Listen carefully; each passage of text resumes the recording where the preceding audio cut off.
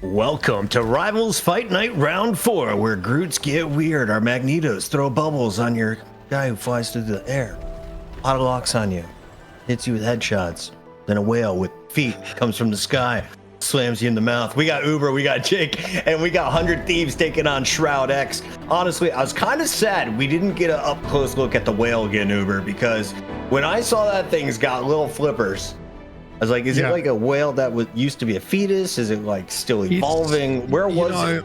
I don't know. Namor has like wings on his feet as well. So like these guys are all like a little bit of a divergence on the evolutionary chain, of aquatic species and then, like humanoid ones. I wouldn't read too much into it. Also, it's the Marvel universe. So we've seen crazier things, I think, come out of that one. Like, have you seen the size of Thanos' chin? Like that guy could function as a blacksmith's anvil in a pinch. You know what I'm saying? So, can you imagine if he had like the horn of Proteus fins on the end of his chin, though, Jake? All right, let's talk about this matchup. We got Shroud-X, and we got 100 Thieves, and Shroud-X just made it through with a 3-1 revenge beatdown to Shikigami. We have to take a look at the lineup, though. If you missed the whole series, who had the star players in the star roles? What did you see from this team?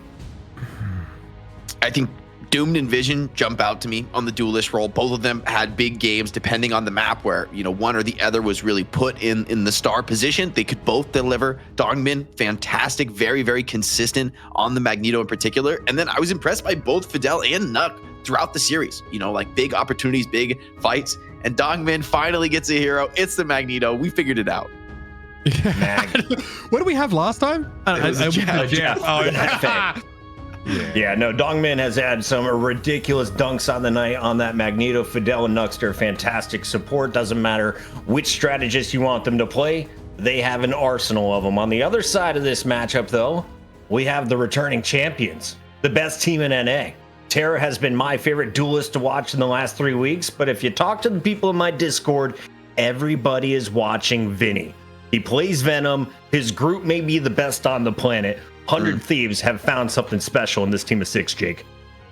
Yeah, this squad is rock solid front to back. It seems like it doesn't matter what they play, what strategy they end up approaching. Like, they have insane flexibility across the roster. And I think that's what makes them so difficult to beat, is they're just a bit of a chameleon. They can be whatever they need to be to take on each opponent. I'm just curious to see what they've cooked up here for Shroud-X. What's their read on the meta? It's always exciting to see the best team in the game work their magic and kind of show the rest of us how it's done.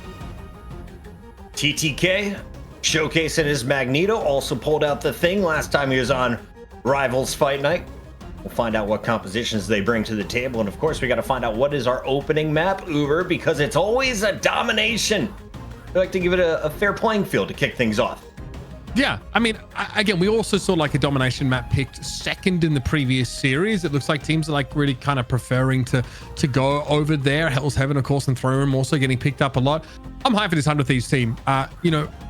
Back in like the MRC season 0, right? They were not probably like the top tier standout team. They were right up there, right? But it was like Sentinels initially that, maybe drew some more interest, and Nightmare were also among the mix here. But seeing what, this 100 Thieves team were able to do at the Marvel Rivals Invitational and a crucially 3-0ing Sentinels, handing them the fattest L in that upper bracket final. Yeah.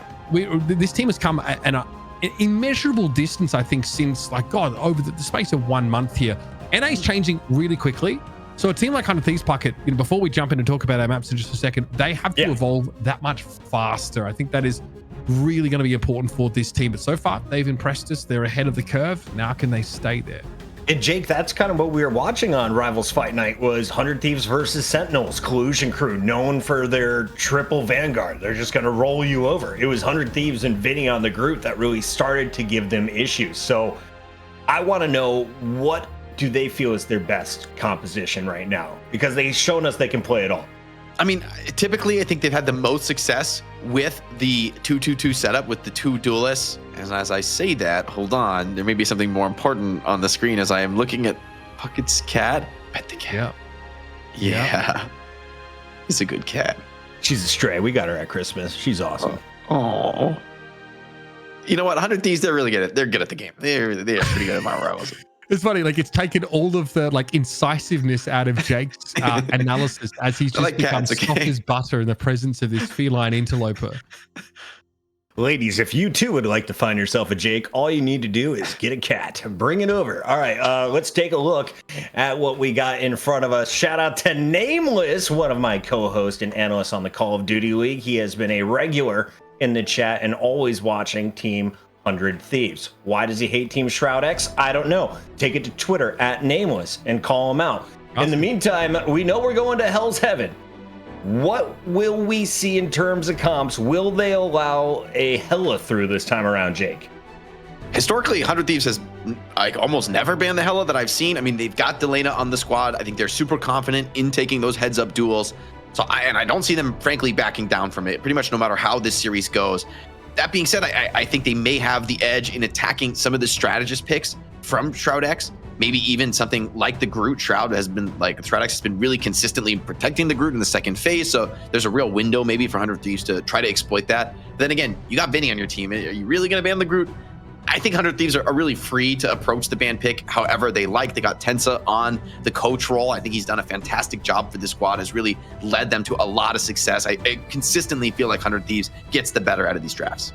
Jake, best analyst in the game. Why? He knows the coaching staff. Shout out Tensa. Uber, let's talk about excitement, though. Give me some players to watch. If I'm looking for that kill feed to light up with one player's name, who are you looking at?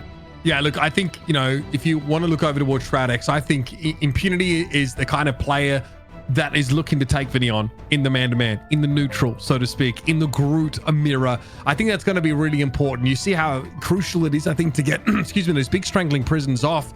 That's a player I really enjoyed. Also, Nuxter, someone who's going to be on the Invisible Woman a lot of the time. The one, I think, strategist with the potential for outplay, for denying a lot of these like ultimates that require proximity or really careful positioning. In the past, it was Eye of Agamotto, but there's a ton of ways you can get use out of that force physics ability to push and pull people around the map. I'm hyped for this one. I really don't want to see a one-sided game. I want to see just how far this Shroud-X team have been able to come. But Jake makes a great point. When you're 100 Thieves and you're not scared of any particular duelist, you can just like send 2 strategist bans at your opponents and make them squirm.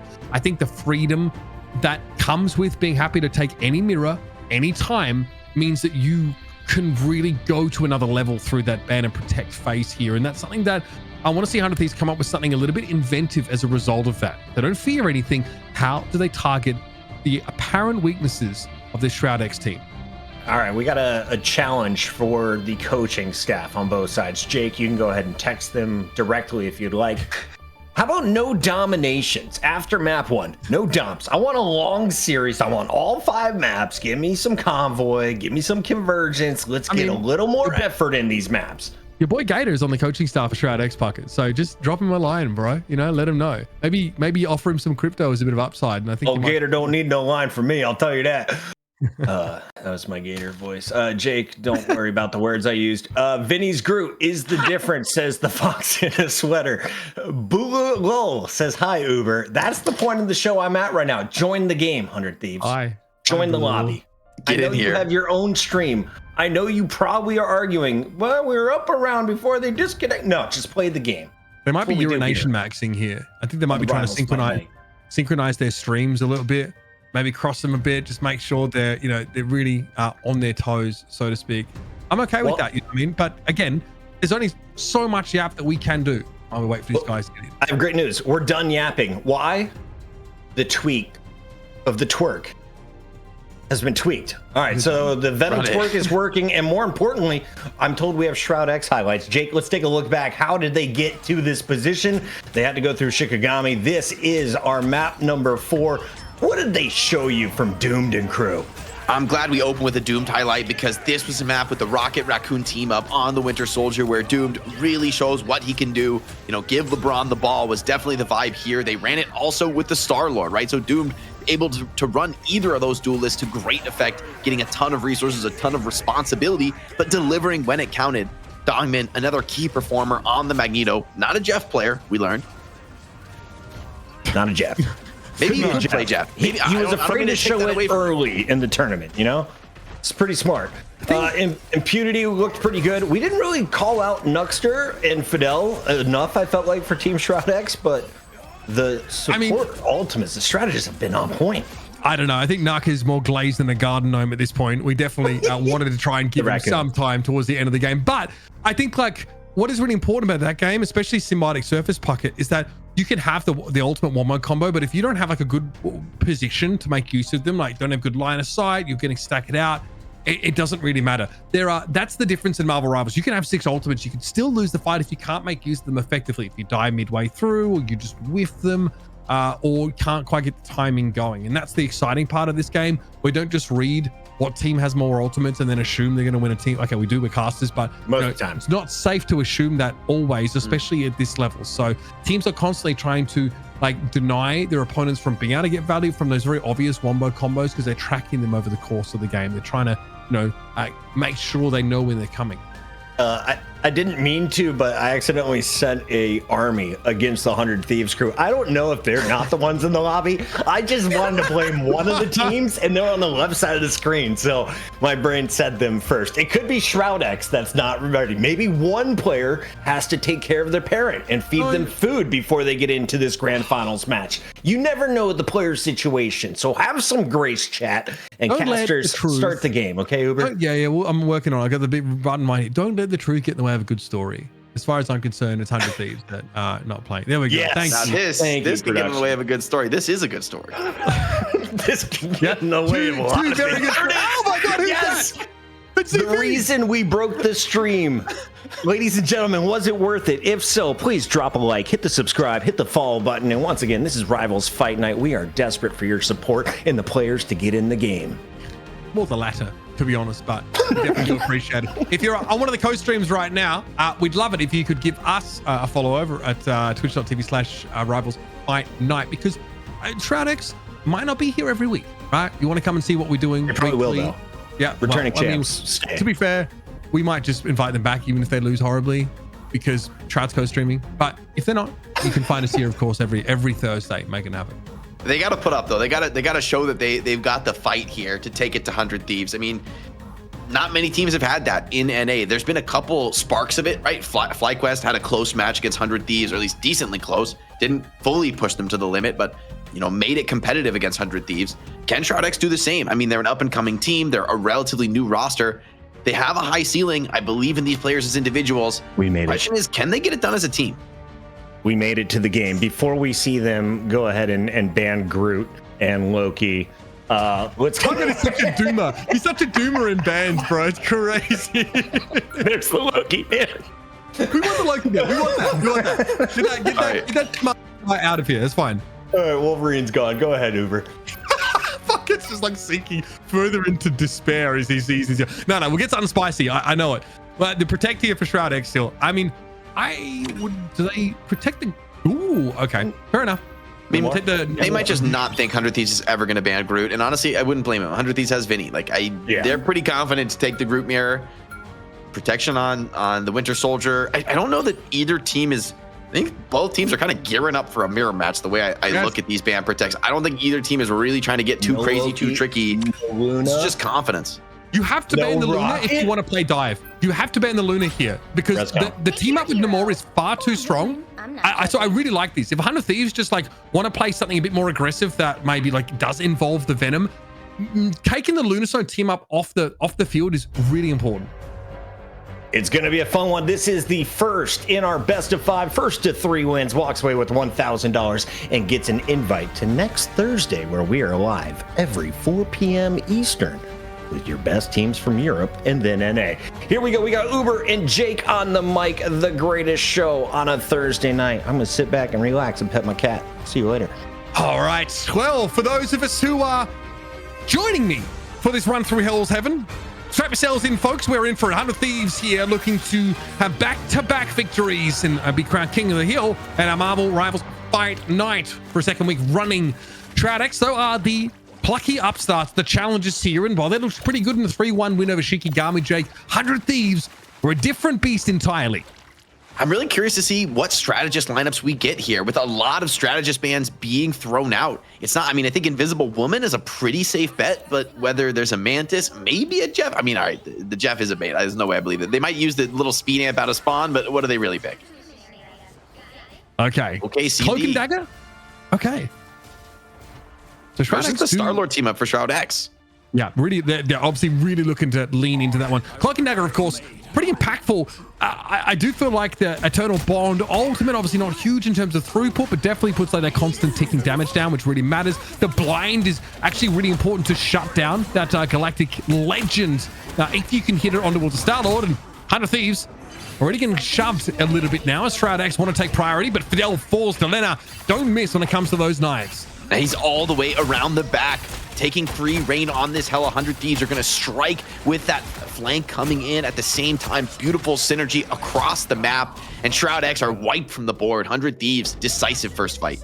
Not the start they're looking for at all, Jake. I think you've really got to respect that Hela and look for her when possible. Shroud-X are not playing that setup, right? They're actually, they're foregoing one of those duelists in favor of having this crazy healing throughput.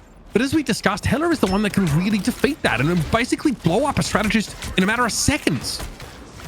Yeah, see if it works again, though, right? Like that tricky around-the-world flank. It's a bit of a cheese play on the first fight. Well executed by 100 Thieves this time.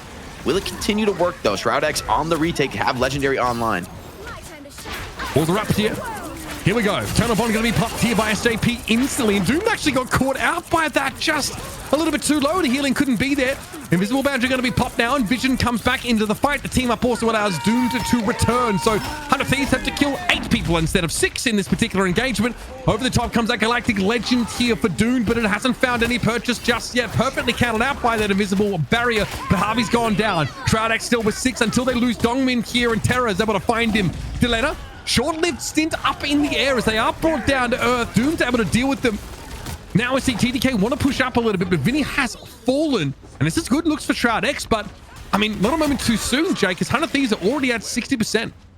That's an uncharacteristic mistake to open the fight from 100 Thieves. A little bit too slow on the trigger with the strategist ult. TTK on the Magneto got focus fired down. And so that's ultimately going to lead to the fight snowballing out of control, snowballing against them. That said, Shroud-X had to expend everything. Fidel, 75% to the invisible barrier. Going to be a critical factor in the next team fight. Terra has a significant window here to pop the Kraken impact. Maybe find some resets. Up we come. Yeah, Impunity trying to get in there right now. Walls lashing for him, but he's caught inside a strangling prison from Vinny. Fidel falls here. Great pick off there on one of the strategists by Djal-ia once more. We are going again and again, folks. Kraken impact, devastating Shroud-X, and it's funny how different this triple strategist comp looks against the team like 100 Thieves, Jake. Man, Djal-ia is just such a monster. Another instant pick off onto Fidel. I think not only did he need to get a kill, if he got any other kill, I'm not sure it would have been enough because Fidel would have had that invisible barrier online to potentially clutch the fight. But he finds the exact kill that they needed in the moment they needed it. I just don't know how Djal-ia does it so consistently. Yep, that was perfect. It had to be that player. You're dead right, Jake. Okay, well, yet another Eternal Bond up here for SJP, but it doesn't matter. Terra's found the pick, and my goodness, these duelists for 100 Thieves are making the life of the rest of the team a lot easier. As SJP tried to dodge away from that Meteor Ram, unfortunately, that clatters uselessly to the ground as Dongmin cannot connect. It looks like there was a shield in the way. Terra has fallen now.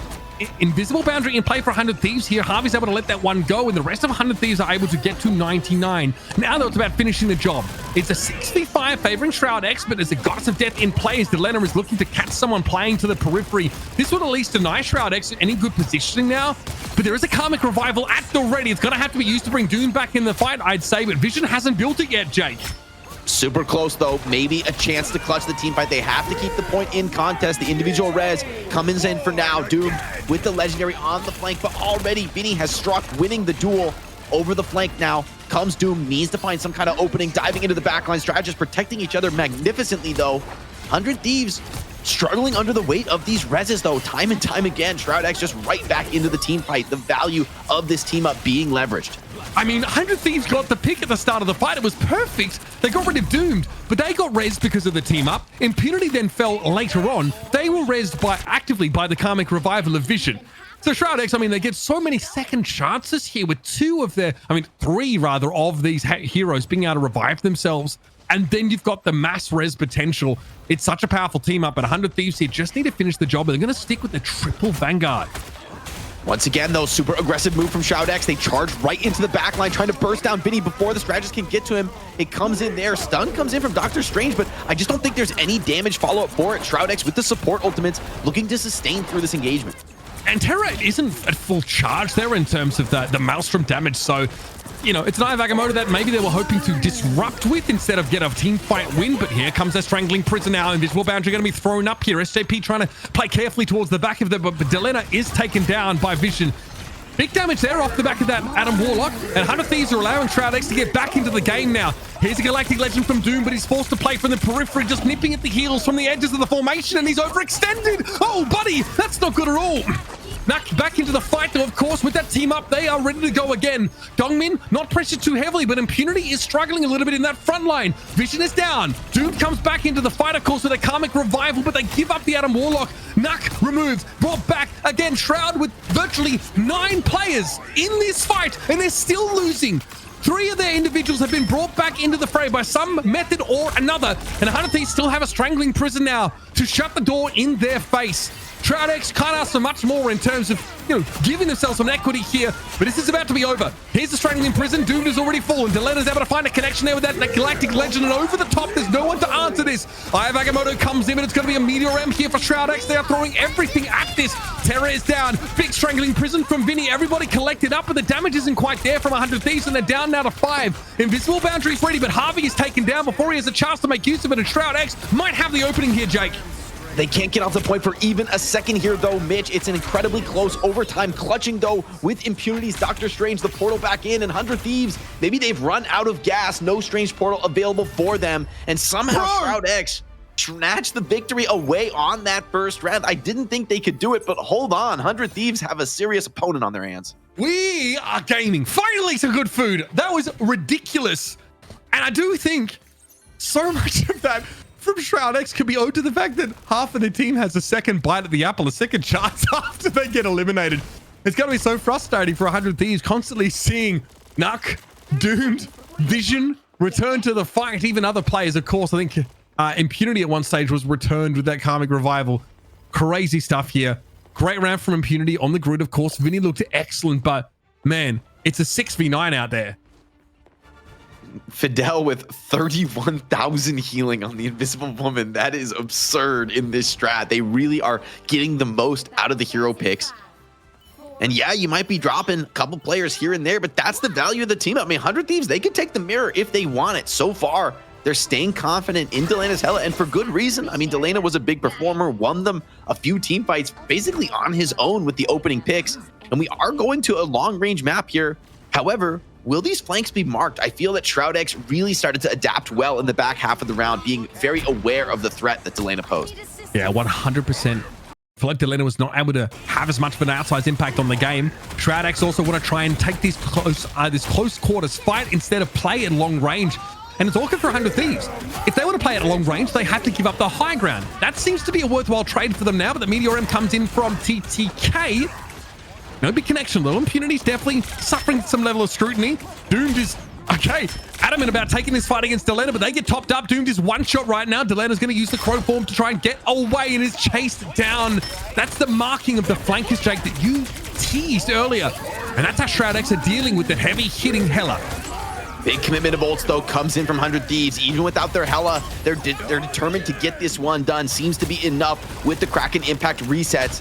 First control seems to be going the way of 100 Thieves. However, as I say that, Shroud-X gets a couple reds. They have the portal, but they're going to like to re-engage, recommit. 100 Thieves haven't kept just yet. They've had 2 reses so far this fight, and that's without the Adam Warlock ultimate. Here's the Soul Resurgence now. Nuck's going to go down. Vision might be tempted to... Yep, here it is. We're ulting back into the fight. Nuck and Doomed and Dongmin all returning to the fray. And 100 Thieves going to have to kill them again and again and again and again. Speaking of which, Terra, here's in the mix. The Tainted Voltage is able to find the damage. Oh, that's ridiculous. Fidel brought back into the fight, but 100 Thieves still able to win it out. These guys are playing COD zombies, not Marvel Rivals. Yeah, seriously, they just can't quite get through the bodies. They get it done in this fight. I mean, the downside of the Adam Warlock res is, despite getting your players back into the fight, they're not going to have the HP. They're not going to have the position. They're not going to be, ready to really re-engage when 100 Thieves just keep pouring the pressure on. So I see why 100 Thieves still has confidence in their strategy despite losing map 1. Okay, once again, 100 Thieves are off to a very good start. I'm sure keeping Djal-ia protected rather is definitely on the agenda here for this team. Vinny's got to respect that damage coming down. You saw the Terra Clog thrown out there. Okay, Galactic Legend coming in over the top. I don't think there's a blind left here to shut down this Star-Lord. Djal-ia, though, jumps into this Goddess of Death form and is able to put good damage down. You see how they're trying to force Vision out of the game, but here's that invisible boundary. Aggressive is Chara. Okay, nice little catch there. Goes fishing, and Nuck is the one that gets dragged out of the middle of the map. They get the pick on the Mantis. Now, Vinny's a little bit low, but the healing is there in spades for 100 Thieves, and they're going to extend their lead even further after this fight. Yeah, Shroud-X maybe attempting too much. Oh, Meteor M, though, no shot. He's going to be able to get that one done. 100 Thieves have complete dominance of that team fight, and Shroud-X dumped a couple of, I would say, wasted ultimates there. Groot and Magneto would love to have had those coming in for the retake, and 100 Thieves look to be evening the map score here, the round score, rather, I should say, on map 1. As Djal-ia and Chara, they have been unstoppable in these open spaces. Absolutely. And they really now control this space. Doomed hasn't been able to find a good way, I think, to drag Djal-ia down, and they're trying to avoid the Heller, I think, as it stands. Close to another Galactic Legend, though. Doom comes in over the top. Soul Bond here means you can go a little bit more aggressive, and Doomed has now found the Winter Soldier. Can't commit to it, though. Big damage coming out from those shots. Roster Stern definitely leaves a mark, and Doom's forced to try and rejoin the rest of their team now. In we go. Soul Resurgence active for Shroud-X now. Doomed over the top, has a Galactic Legend available, and it's going to be... Of course, a Cloak and Dagger ultimately for 100 Thieves, and that extra little bit of healing completely shuts down Star-Lord's damage over time. And Djal-ia, who is left alone by Doom, is now starting to dish the damage. It's knife after knife, and 100 Thieves, they triumph against this nasty Guardians team-up comp of Shroud-X. It was a very close round 1, a blowout round 2, but still... The score stands to 1-1 on this first map. Shroud-X, let's see if they can recover. They saved a couple ultimates going into Eldritch Monument. At least a little bit of an edge, maybe. However, 100 Thieves, they've been so solid with these Meteor M's in particular. TTK always countering that Star-Lord ult, not letting Doomed run rampant as he had in that previous series. And I guess, like for Shroud-X, if this just comp doesn't work for you, there probably isn't a better option. You could try and target some of the quote-unquote weaknesses of 100 Thieves, but they're playing just a very, in general, solid composition. Lunar Snow is being habitually banned here, so 100 Thieves aren't probably looking to target the Adam Warlock. They're actually ready to fight Shroud-X on this, what feels like very uneven ground. The fact that, of course, Res is so powerful, but you pointed it out, Jake, it's important. Karmic Revival does not return your teammates to full health. So there needs to be pretty quick healing that comes in to top them back up, and if you can't do that, then yeah, it's hard to sort of abuse that. Yeah, when they're being res one by one in sequence, you're just never really fighting at full force. You're never able to really get back into the engagement. You're alive, but you're not able to fight with that strength and threaten the objectives as you need to. 100 Thieves aggressively charging forward, taking position on point. It's not open just yet. Shroud-X content now to wait for that moment to strike, and already Doomed opens up on a Djal-ia. An uncharacteristic mistake there from the Hell to get picked off so early. Yeah, again, I think that's the matchup that is going to define how this Hell's Heaven map goes, Jake. Djal-ia being out of the fight here for any stretch of time definitely hurts 100 Thieves. Terra's trying to make up, though, for their absence. Got a little crack and impact coming in here. However, do they have the bandwidth to deal with the Star-Lord now, who's at large over the top of the fight? Djal-ia's going to return with a Goddess of Death, and 100 Thieves just disengage away from this Galactic Legend. Yeah, it's well played for them, but it's going to cost them the flip. And even without the team fight, I think Shroud-X are going to be feeling pretty good about being in control with this triple strategist comp. Once again, Djal-ia being assaulted on the flank by that Star-Lord, not letting the Hela have space to work. Vision trying to pump in that damage, trying to deal with those duelists as well on the strategist role. And Djal-ia's dead instantly when he comes out of this ultimate. Yeah, there's no surviving this. Okay, they use Crow Form. Oh, Vision is a little bit clean with it. I'm not going to lie. Look, I've got to say, we saw a great, pull there, I think, from Fidel, who dragged a Vinny out of position that helped them blow up the Groot. So this is just great looks for Shroud-X. And I don't know, Jake, it's getting pretty scary, I think, at this point. What are we watching here, Vinny? Not quite sure. Shroud-X, though. Dance. Oh, is that a DC? Oh, that's brutal. We do not have pause functionality yet in this game. So the round must continue, folks. All right, 100 Thieves is a painful way to start. Can they get it done with just 5 players in the lobby? It's a tough one. Chara is going to try and make something happen, but instantly low punish. Shroud-X, they're not going to be merciful. 100 Thieves wouldn't in the same position. This is no holds barred competition here on Fight Night. And Shroud-X holding on to their bank, not giving up anything for free. And Chara coming back off spawn here. 100 Thieves in a 4v6 right now. 4v9, I guess, if you want to factor in the rest potential. Shroud-X here. Should better close the map out as it stands, as Vinny has yet been unable to return to the game. Then the lobby functionality, unfortunately, to call a pause. So at least for now, the game must continue. Here it is over the top. Galactic Legend. So much to work with here for Shroud-X that there's nothing 100 Thieves can really do. They have to let this map go. At least this round will fall to Shroud-X. Definitely how they were looking to start the series. It's a painful way to start. Losing Vinny, the DC, takes the wind right out of your sails in what could have been a very competitive final round. That being said, I think regardless of the DC, Shroud-X showed that they're a team that is absolutely here to compete. That is actually a genuine threat to 100 Thieves. That first round wouldn't have gone their way if that wasn't the case. Even the opening fight on round 3, on even footing, and it goes towards Shroud-X. Vision, I like that we got on that Adam Warlock cam. See why they're so confident in the triple strategist setup. I mean, we call Adam Warlock a strategist, but his damage number is looking a little bit more like a duelist. And it's great that you point that out. And again, Quantum Magic it hits very, very hard. You hit extremely nasty, especially with that right click, right? The Cosmic Cluster that, gives you the vibes of like some of those more aggressively tuned, support characters from other games. It's really important that Adam Warlock can, I think, keep up that damage output in general. So you kind of justify the inclusion of that third strategist. I don't know, man. The comp just seems so powerful for 100, for Shroud-X. I feel like 100 Thieves have to target it in some way. Like I don't think it's out of order to suggest an Adam Warlock ban and let the Luna Snow through. Visions looks pretty good on it, and it makes the whole game very annoying. But is that just going to be useful in domination? Does that work across multiple game modes, Jake? It does work on a lot of maps. I think it's been the strongest team up in the game pretty much since it was introduced. I just like the individual res one after the other on a bunch of key players who can, as a result, push the limits on their own lives. Like they take risks that you wouldn't otherwise. Okay, if I do die, if I do lose that 1v1, it won't matter. I'll just res myself right back into the fight. And 100 Thieves, their comp is a lot more dependent on just making no mistakes ever, never losing the first pick, never being traded out. And so you can see when the fights go a little bit towards 100 Thieves, Shroud-X still has the resilience to make comebacks with those reses. However, if 100 Thieves drop one early, it almost always is going to go the way of Shroud-X. So I think strategically, I like what Shroud-X are playing. I think 100 Thieves have stayed confident, though, in this hella pick for a reason. Delana has been a very consistent producer on the hero. I don't think one map is enough for you to lose faith in that. I do think, though, it's a great call out. Maybe prio that Adam Warlock ban at some point, whether it's first ban, whether it's third. Maybe the Loki ban is more important. They really want to deny the Loki and make sure it doesn't get protected. However, like breaking some element of that team up seems like a good idea, at least at this point in the series. Let's take a look back at the highlights, because this was scary at the start for Team Shroud-X. In fact, Call Me Chris in the chat says, why don't they just mirror the Bucky hella? We're down bad. Don't they get it? Later on, Shroud-X takes control with the exact same comp. Can you keep doing it?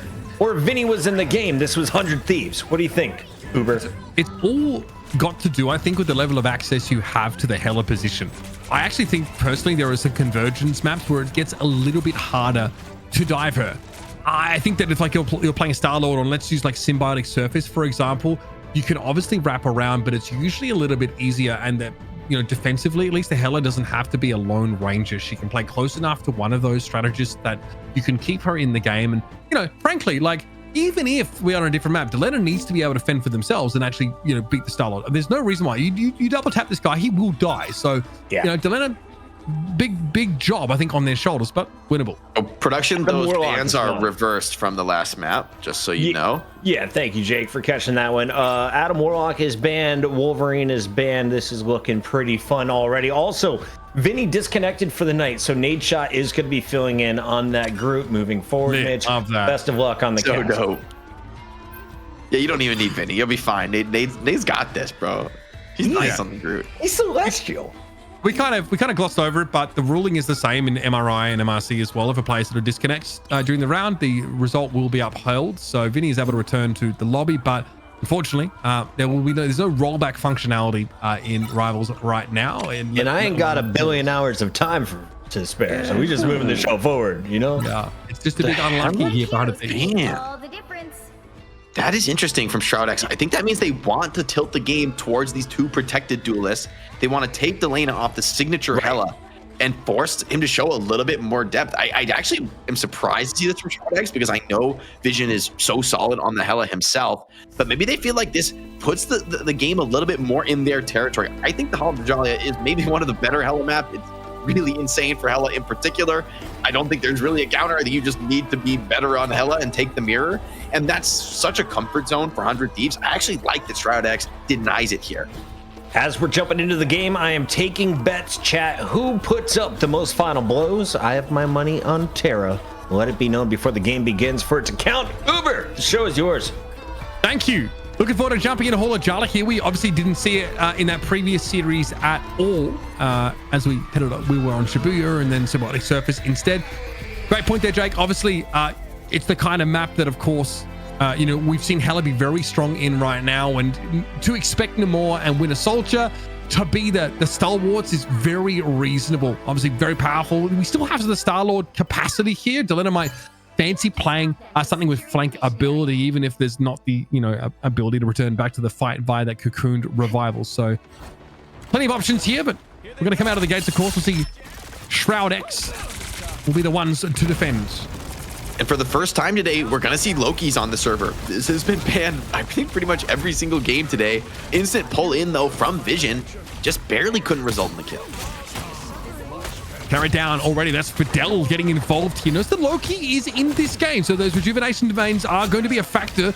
The invulnerability frame's quite crucial. Djal-ia, though, gets taken down here. This is nice looks from Shroud-X. They're happy to push right up, and 100 Thieves weren't quite ready to see the teeth here grown by the defenders. Yeah, seriously, I love the confidence with which Shroud-X is approaching this, right? Like, they get one pick and they say, all right, you know what? Let's double down. Let's just, like, run it down on you.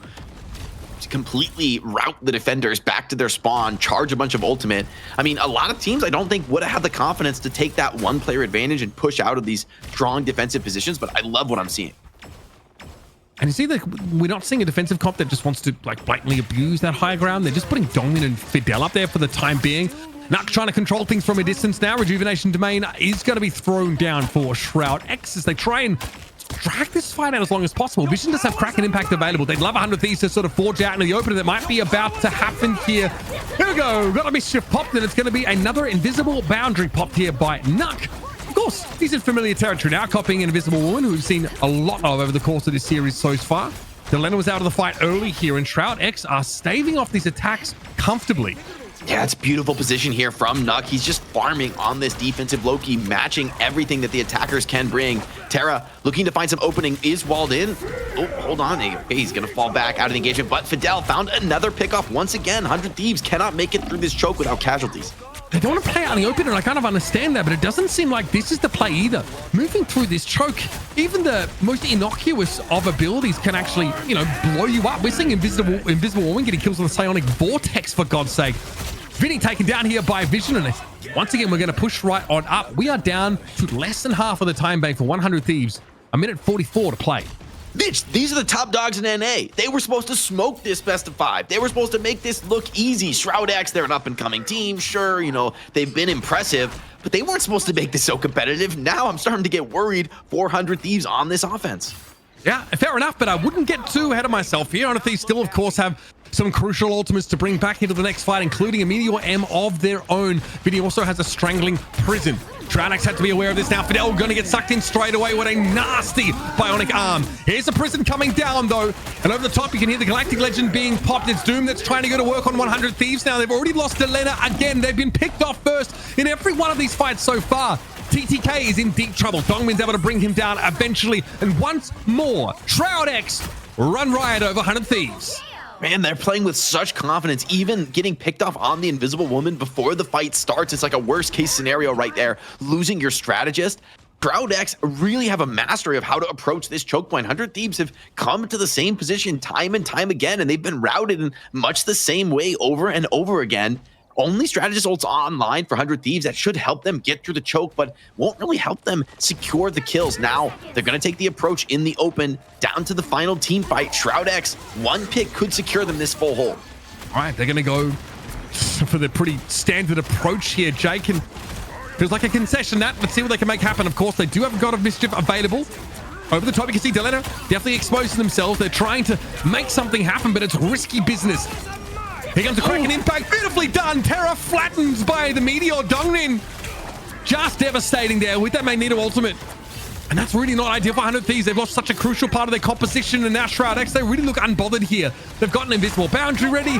They're close to another strangling prison. Vinny tries to pop one here, but it's desperation. It smacks of it here for 100 Thieves, and Vinny too will fall. Dongmin too solid. Here comes a prison from the Shroud-X side, and 100 Thieves can't afford bail, folks. Hate to break it to you. Terra, in the midst of it, will fall. And we have just witnessed a full hold on the best team in NA by Shroud-X. Whoa, guys, I did not have this on my bingo card. Shroud-X are coming out swinging on 100 Thieves. 100 Thieves have been top dog in NA for weeks. Sub They've them been in. Untouchable. Put Nate in. Put Nate in, bro. Surely Nate on Groot will save this game. I mean, it's brutal. I mean, Nate needs to fire up the stream. You know what I mean? He's getting absolutely booked by Shroud out there. Homie needs to get behind this team. Or, I don't know, just get him in your facility, mate. So we don't have any internet drops. Poor Vinny. I mean, that's such a tough pill to swallow from their previous game. But 100 Thieves thought they could target the strategy that Shroud-X have been, blatantly abusing for that first map. There's more where that came from. Shroud-X are coming to the party with a bag of tricks that's a little bit deeper than 100 Thieves could anticipate. But I will say, Hall of Djal-ia is the kind of map where defenders are so advantaged. Like, it's pretty slanted against you. It feels like Numbani, if anyone gets that reference in that sense. So let's see what Shroud-X can do, but 100 Thieves can also abuse those same topographical advantages that Shroud-X, leaned into. I mean, it would be a real feather in the 100 Thieves cap if they can just secure a draw on this map, if they can also make the full hold. The challenge is that from this position, that's the best you could do. And Shroud-X, they have the opportunity now to take a different strategic approach. Where 100 Thieves, on that first attack, they have to attack assuming they need to play like a general comp that can get through the whole map, it can make good progress. Shroud-X are queuing up here with the rocket, which I actually think could be really powerful. Although, hold on, I've been baited. Little TP. Oh, okay. Looks like they're happy to take this fight. They're going to set up behind that high ground position. We've seen this before. You still have to push your way through a choke, though, to some degree. But again, this is exactly where Rocket Raccoon is going to succeed. You weren't being trolled. Nup is on the Raccoon. He went back to the rocket from the Loki. And if they're able to charge up this CYA, it could be really powerful. Early hook in on the Groot. Door gets slammed. They're trying to burst these Vanguards. Can't quite get it just yet, though. Oh, God. A big charge there from Dongmin. Does pop a Maelstrom, but it's protected there by 100 Thieves. Still, Dongmin wants to go for this. They've got to watch out for a wall that could cut them off from the rest of their team, though. And over the top goes Terra. Trying to add some damage to the mix there, but it's not enough. A 2-for-1 trade here sees Shroud-X advantages the move over towards the point. Dongmin a little bit low. Shield up. Tries to get some high ground. Impunity going to return to the fight, being 3D printed back into existence. And now Nut can try and find a safe haven to get this healing going. Unbelievable. There's the CYA. Pop big damage boost here for Shroud-X. And quick as you like, they lay the smackdown on 100 Thieves, and they're looking to finish the job. TP, though, comes out as desperately the Thieves are trying to fight for their lives. Vision drops, but Harvey's going to be traded out now. TTK on the point with a Meteor M, but Delena has fallen. Here comes a Galactic Legend, and Terra can't do too much. His wings are clipped, and he lifelessly clatters to the ground. Now TTK next on the menu with SJP dealt with now. It's acronym central. But all you need to know is Shroud-X are in a position to close out this map. They just need the one tick, and they go up 2-0 in this first of 3. Mitch, it's more than the map. They're in the position to close out this series. Match point against 100 Thieves. When was the last time we saw anybody get to this threshold against this 100 Thieves squad? I mean, if anything, 100 Thieves, we've seen more often them just 3-0 everyone, non-competitive games. It's looked like they're just unbeatable on a different level. It's lonely at the top, but maybe not for long. Shroud-X, they've been watching, they've been learning, they've been improving. They just put that work in here on Hall of Djal-ia. And Vision just continuing to maintain absolute GOAT status. Great job there for Doomed over the course of the game. And you're right.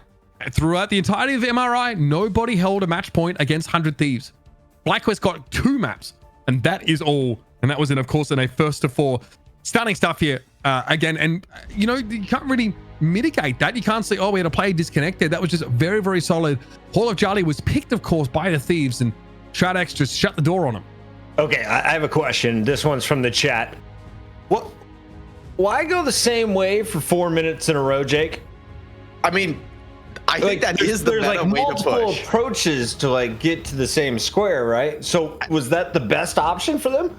I think that is the meta way to push on that map, to try to push through that lower. I just think Shroud-X had a beautifully rehearsed defense. Like, both teams know that's where the push typically comes in from the attackers. I have seen a lot of teams use the Doctor Strange to flip the map. I've also seen it fail.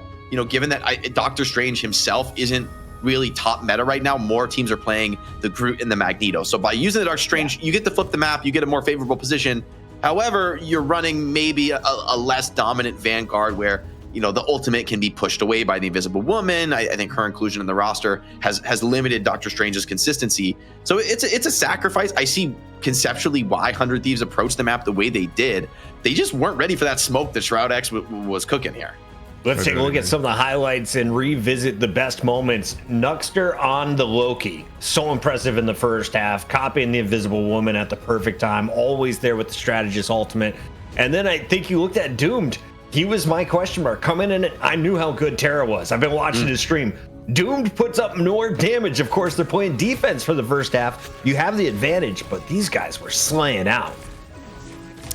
I mean, it's nothing that complex, right? You are obviously making use of the Groot walls here to funnel your opponents. You aren't actually abusing the high ground. We've seen teams that sit back away from this choke and just try and dominate from the high ground. But pushing into this choke, I think punishing that is far more effective a strategy. I think you can really do so much with setting up Groot walls around the exit there. But eventually 100 Thieves were able to get out onto the point. They also had a strange TP towards the end of the game. They had a real chance to fight for it here, but Dongmin hits a fantastic Meteor M towards the end of the game here. And this is that attack side that was perfectly set up with a strange portal, and they had that Rocket Raccoon to just abuse the fact that they were playing through a bit of a tunnel to start with.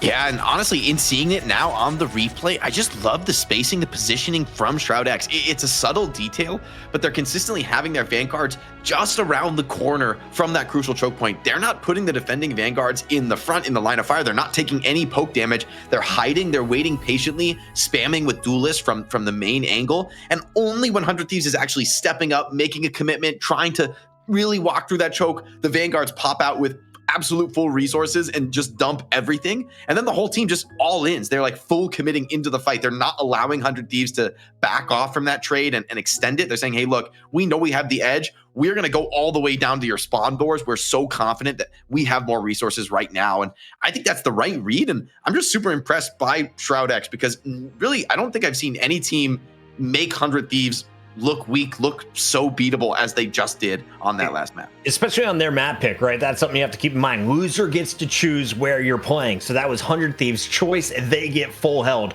Now we're going on the path. I don't think you're going to see any kinds of full holds here. But Uber, if you were watching EU, OG taught us that you can, instead of playing Duelist, you can switch over to a Jeff. You can swallow the whole team. You can throw them off the map. And eventually get 3 out. I'm very excited about the idea of getting good burst damage against these very healer-centric things. And technically, throwing yourself off a cliff with a bunch of people in your belly is burst damage. In fact, it's probably the best burst damage available to you in the whole damage. game. Infinite. Production, do we have any Jeff clips available? If they're still saved somewhere and the players are still taking 32 minutes to load into each lobby. Is it the clips of Jeff dying or which clips? I would love to showcase the Land Shark. Can I get ASMR Jeff compilation? Yeah, just the two successful on the path. Tanuki, shout out to my favorite Wolverine turned Jeff main. Unfortunately, OG Esports did not win EU, but he taught us all what you should be doing in your rank games tonight. It is one of the better maps for the Jeff cheese to pull people off the map. It's just so risky. It's so inconsistent. The fact that you need to carry people all the way to the edge of the map, their teammates can just burst you while you're doing that, and then you die for nothing, and you waste a strategist, or you are a strategist, you're consuming a hero pick. And so I think at this level, with how good teams are at calling the focus fire, at communicating with one another, at spreading out so that Jeff doesn't get a 4, 5, 6 man ult. I think the consistency, we'll see. I can't imagine either of these squads being interested in going that direction for Yggdrasil path.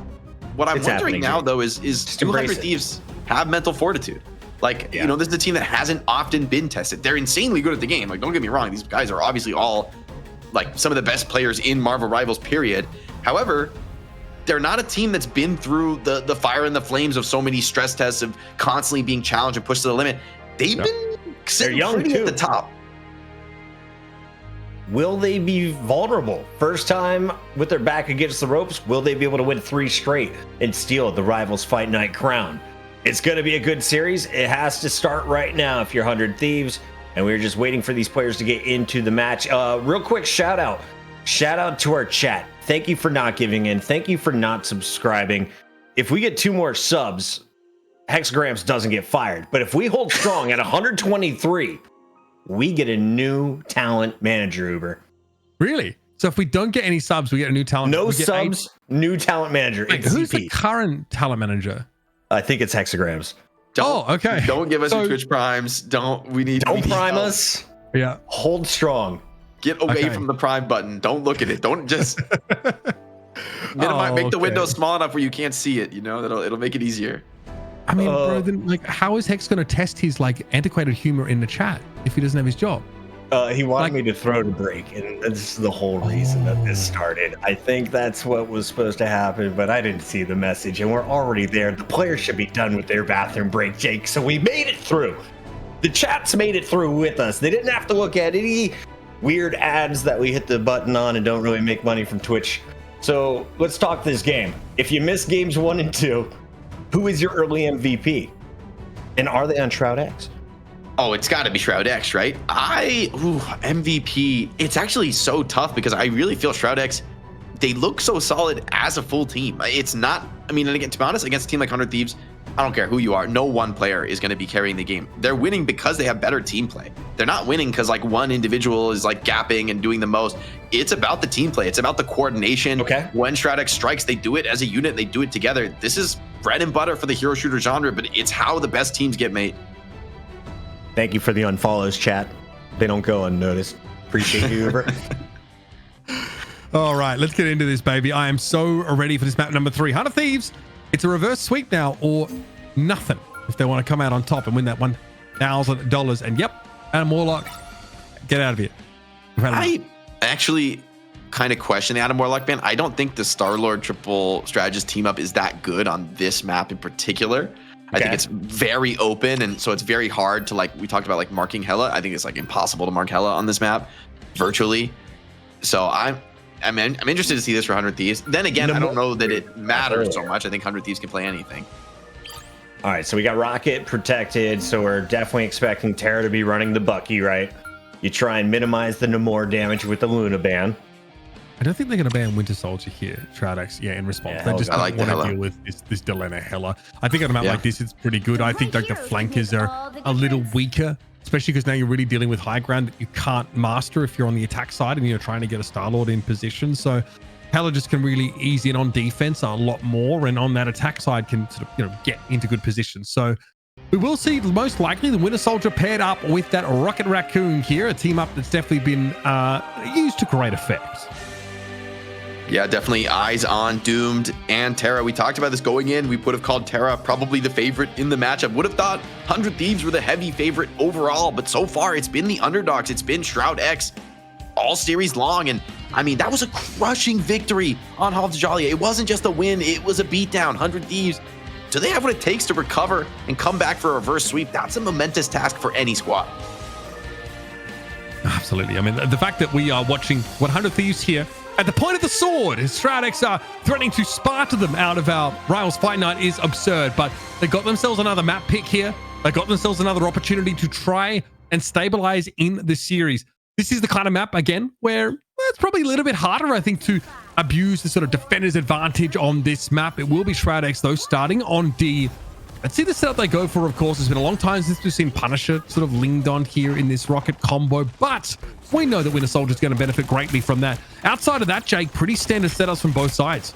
Yeah, full mirror. Both teams have the same read on the meta. Curious to see how Djal-ia performs, though, on the Star-Lord. I think this is a very comfortable pick for Doom. And for Djal-ia, maybe it's second string. These little flanking duels tend to precipitate larger advantages in the rest of the team fight. Okay, well, ball given over to Djal-ia. They just throw some damage in over the top, but no full commitment here. Same we're seeing from Doomed right now. Djal-ia tried to use the absence now of the Star-Lord to put pressure down the enemy front line, but Vinny has already fallen. That is one Vanguard out of the game that has to be returned here via the BRB.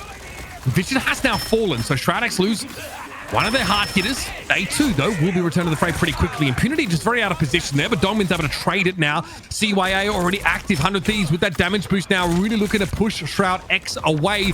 But here come the big ultimates. All have come online here for Shroud-X, including the CYA that was popped, and they've got 3 more to spend.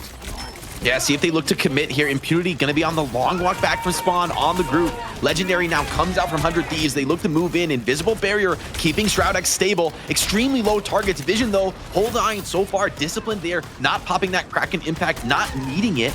And that's great awareness of the fight because it seems like Shroud-X has made this defense with the minimum possible resource commitment. I think so. Dongmin is hitting some unbelievable meteors. That one there sets up a crucial kill. Djal-ia's going to fall here. Galactic Legend is held onto. The patience for Doomed paying off. Djal-ia's going to be returned to the fight, but Vinny not so lucky. They're going to be back to spawn, and the rest of 100 Thieves are being rolled up and sent airmail back to whence they came.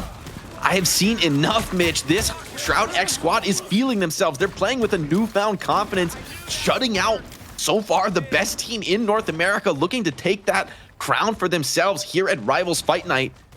Already a beautiful defense, immaculately played. 100 Thieves, they have a bit of an old bank advantage here, but will they be able to leverage it? It's not much to work with. Oh, buddy, here comes the combo. Desperately, Vinny's trying to throw an Iron Bark wall up here to protect 100 Thieves, and now come back in with something of their own. They're able to stop the combo, and Shroud-X disintegrate here. Beautifully done for 100 Thieves. That's tough to block there, and you've got to give some credit over to Vinny for quick thinking, getting that wall up. Yeah, I think that was potentially a little ill-advised from Shroud-X. They go for like the all-in YOLO dive early to catch 100 Thieves off guard, but 100 Thieves is just way too quick to be caught by that. The invisible bear from Harvey keeps everyone up. They're going to go for the strange TP, though, on the defense. Try to make this full hold happen. Yep, here's the touch. Doom's going to be the first one out here. Vision a little bit low. Impunity just ceased to exist pretty quickly. And a Galactic Legend from Djal-ia is going to make it pretty hard for Shroud-X to develop a foothold here, but they bled a lot of clock. Almost 3 minutes shaved off here before 100 Thieves were able to get that first checkpoint on the map. 100 Thieves bending but not breaking there. They get it over the line on first after a potentially over-aggressive move from Shroud-X. Hard to fault them for making those moves. I mean, they've been very successful in the past. I think, though, in the face of Harvey's Strategist ultimate, maybe it was a little too much too far. TTK here definitely wants to try and make Shroud-X uncomfortable on this high ground, or start to see break open the map so they don't have such an easy vantage point to play from. Djal-ia keeping Doomed honest there, trying to track them over the course of the map if they can and shut down the potential flank angle. Blaster Barrage goes pretty deep, but a Galactic Legend is a bit scary. I think there's a Meteor M. TTK was maybe hoping to catch on to the Star-Lord. That's a long-range shot, but not really anything to write home about damage-wise, as Impunity's going to be able to be topped back up pretty quickly. Vision ripping the Kraken impact, looking for some executes, looking for resets. Vinny is low, but now the invisible boundary coming in for Fidel, allowing Shroud-X to pour on the pressure on the cart, and it seems to be enough. 100 Thieves getting cleaned up, 4, 5, 6 down, and it's a team wipe. Shroud-X take full map control. Even a couple ultimates were expended there for 100 Thieves. It got them nothing. 4 of them. 4 ultimates expended. That is a huge spend. Shroud-X definitely going to feel justified by just spending their invisible boundary and CYA into that engagement. That is such a massive blowout in terms of ult economy that the echoes of that could ripple through the rest of the round. 100 Thieves are a long way away from anything truly compelling ultimate-wise outside of their Star-Lord ability, but honestly, here comes, Strangling Prison over the top. Blaster Barrage is good for that extra damage, and yeah, okay, I don't agree with this use at all by Djal-ia. That is down the gurgler, Jake. Hold on, Doom, has he gone too far here? Pushing the limits of what's possible, but I shouldn't doubt this Shroud-X team, because when one of them strikes like that, the rest of them aren't far behind. The team play looking really solid as they win that fight dominantly with only one ultimate, and since Djal-ia threw his own ult in, I mean, 100 Thieves are just right back in the same position. You're right, the echoes are going to be continuing on into the round as look at Doom right over the top. There's no Strategist ultimate to defend from this. Yeah, he's ready. Start with a Blaster Barrage, soften him up a little bit, then think about a Galactic Legend when you can start to flank them. Here comes Doomed. SJP trying to dodge away from it. Don't overextend. Impunity did go down early, but going to be brought back into the fight now. Gotta respect Chara as well. Doomed is happy just to stay alive here and take some attention away, but Djal-ia's really trying to make up for lost time and perhaps save some face after the awkward ult usage. Good exchange here for 100 Thieves in that front line. It looked like Shroud-X had the better of them there, but crucially, the Thieves are still on the road with a minute left in the round. Yeah, incredibly well played by the strategist from 100 Thieves. I mean, frankly, they didn't have any business winning that fight. They were in a rough position. They were flanked from all sides, but they rotated around the cover perfectly, manages to just outfight them without having really the resources to get any kind of tactical advantage. So well played by 100 Thieves. There's a reason they've been top dog for so long. Shroud-X, though, continuing to fight to unseat them.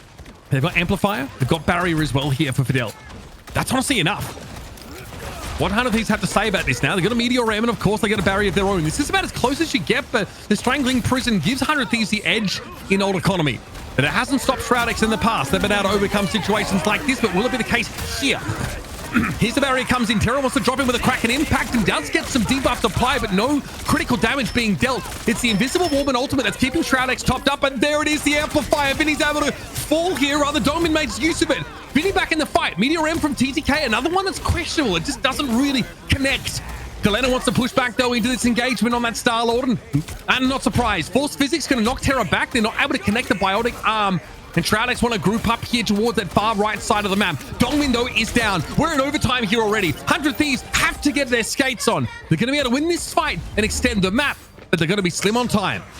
Yeah, Impunity gonna go for the strange TP. I don't think there's really much hope for this one in the Desperate Rodriguez. Hold on, though. Wait, Doom finds one pick from the flank, but there's no one here to contest the card. It's got to be Doom himself. Hold on, Doom finds another. Gets the bubble for that meter, but the point cap did come through in the moment. He slips out through the portal, and well piloted by Doom. I mean, made that one interesting. 100 Thieves, though, they've run the clock down. They've been battered, bruised, and broken, but they're here on third point. It's still winnable. Both teams have won fights when they've been pretty disadvantaged in terms of ultimates here. So 100 Thieves still have it on the table to finish the map. Of course, another BRB going to be set up there on that high ground by SJP. And then we come again. Impunity and Dongmin definitely getting hammered a little bit in that front line, but still, Shroud-X want to push up. Great force physics to catch Dongmin out, but of course, Meteor M lets him, suck up a lot of that damage that would have come his way. Good response, but it doesn't turn into any kills. It's purely for survivability for Dongmin. He backs up. CYA is in position now, and 100 Thieves are happy to see these ultimates literally drawn out of Shroud-X because they're a little antsy, Jake. Yeah, both teams, I think, feeling the pressure of this moment. Djal-ia now gonna rip the Galactic Legend, coming in over the top, but Vision already found Terra, and that invisible boundary is denying much of the value of this Star-Lord ultimate. Shroud-X holding strong. 100 Thieves, though, in a real position with 4 major ultimates to get this next push. What a prison! Dongmin was so low! Big Strangling Prison comes out here from Shroud-X, but it's not going to be enough as the Thieves snap back into action. We had an invisible boundary, but crucially, the Amplifier from SJP gets them there. So in overtime, they have the chance to finish the map. Shroud-X have nothing compelling really in terms of ultimates outside of that Galactic Legend. And TTK might be looking for their best meteor of the round, which unfortunately wouldn't be saying too much, but it might be enough here to at least get a map completion. Yeah, TTK would love to find a kill with this meteor. Is going to have to focus on using it, though, for the defensive utility. Needs to deny Doom for now. Shroud-X content to play a little bit of a longer, slower fight. They don't have their ultimates yet, but they're a little bit closer. I don't know how Impunity's super still alive. low, though. Needs a ton of save from the rest of the strategist cast.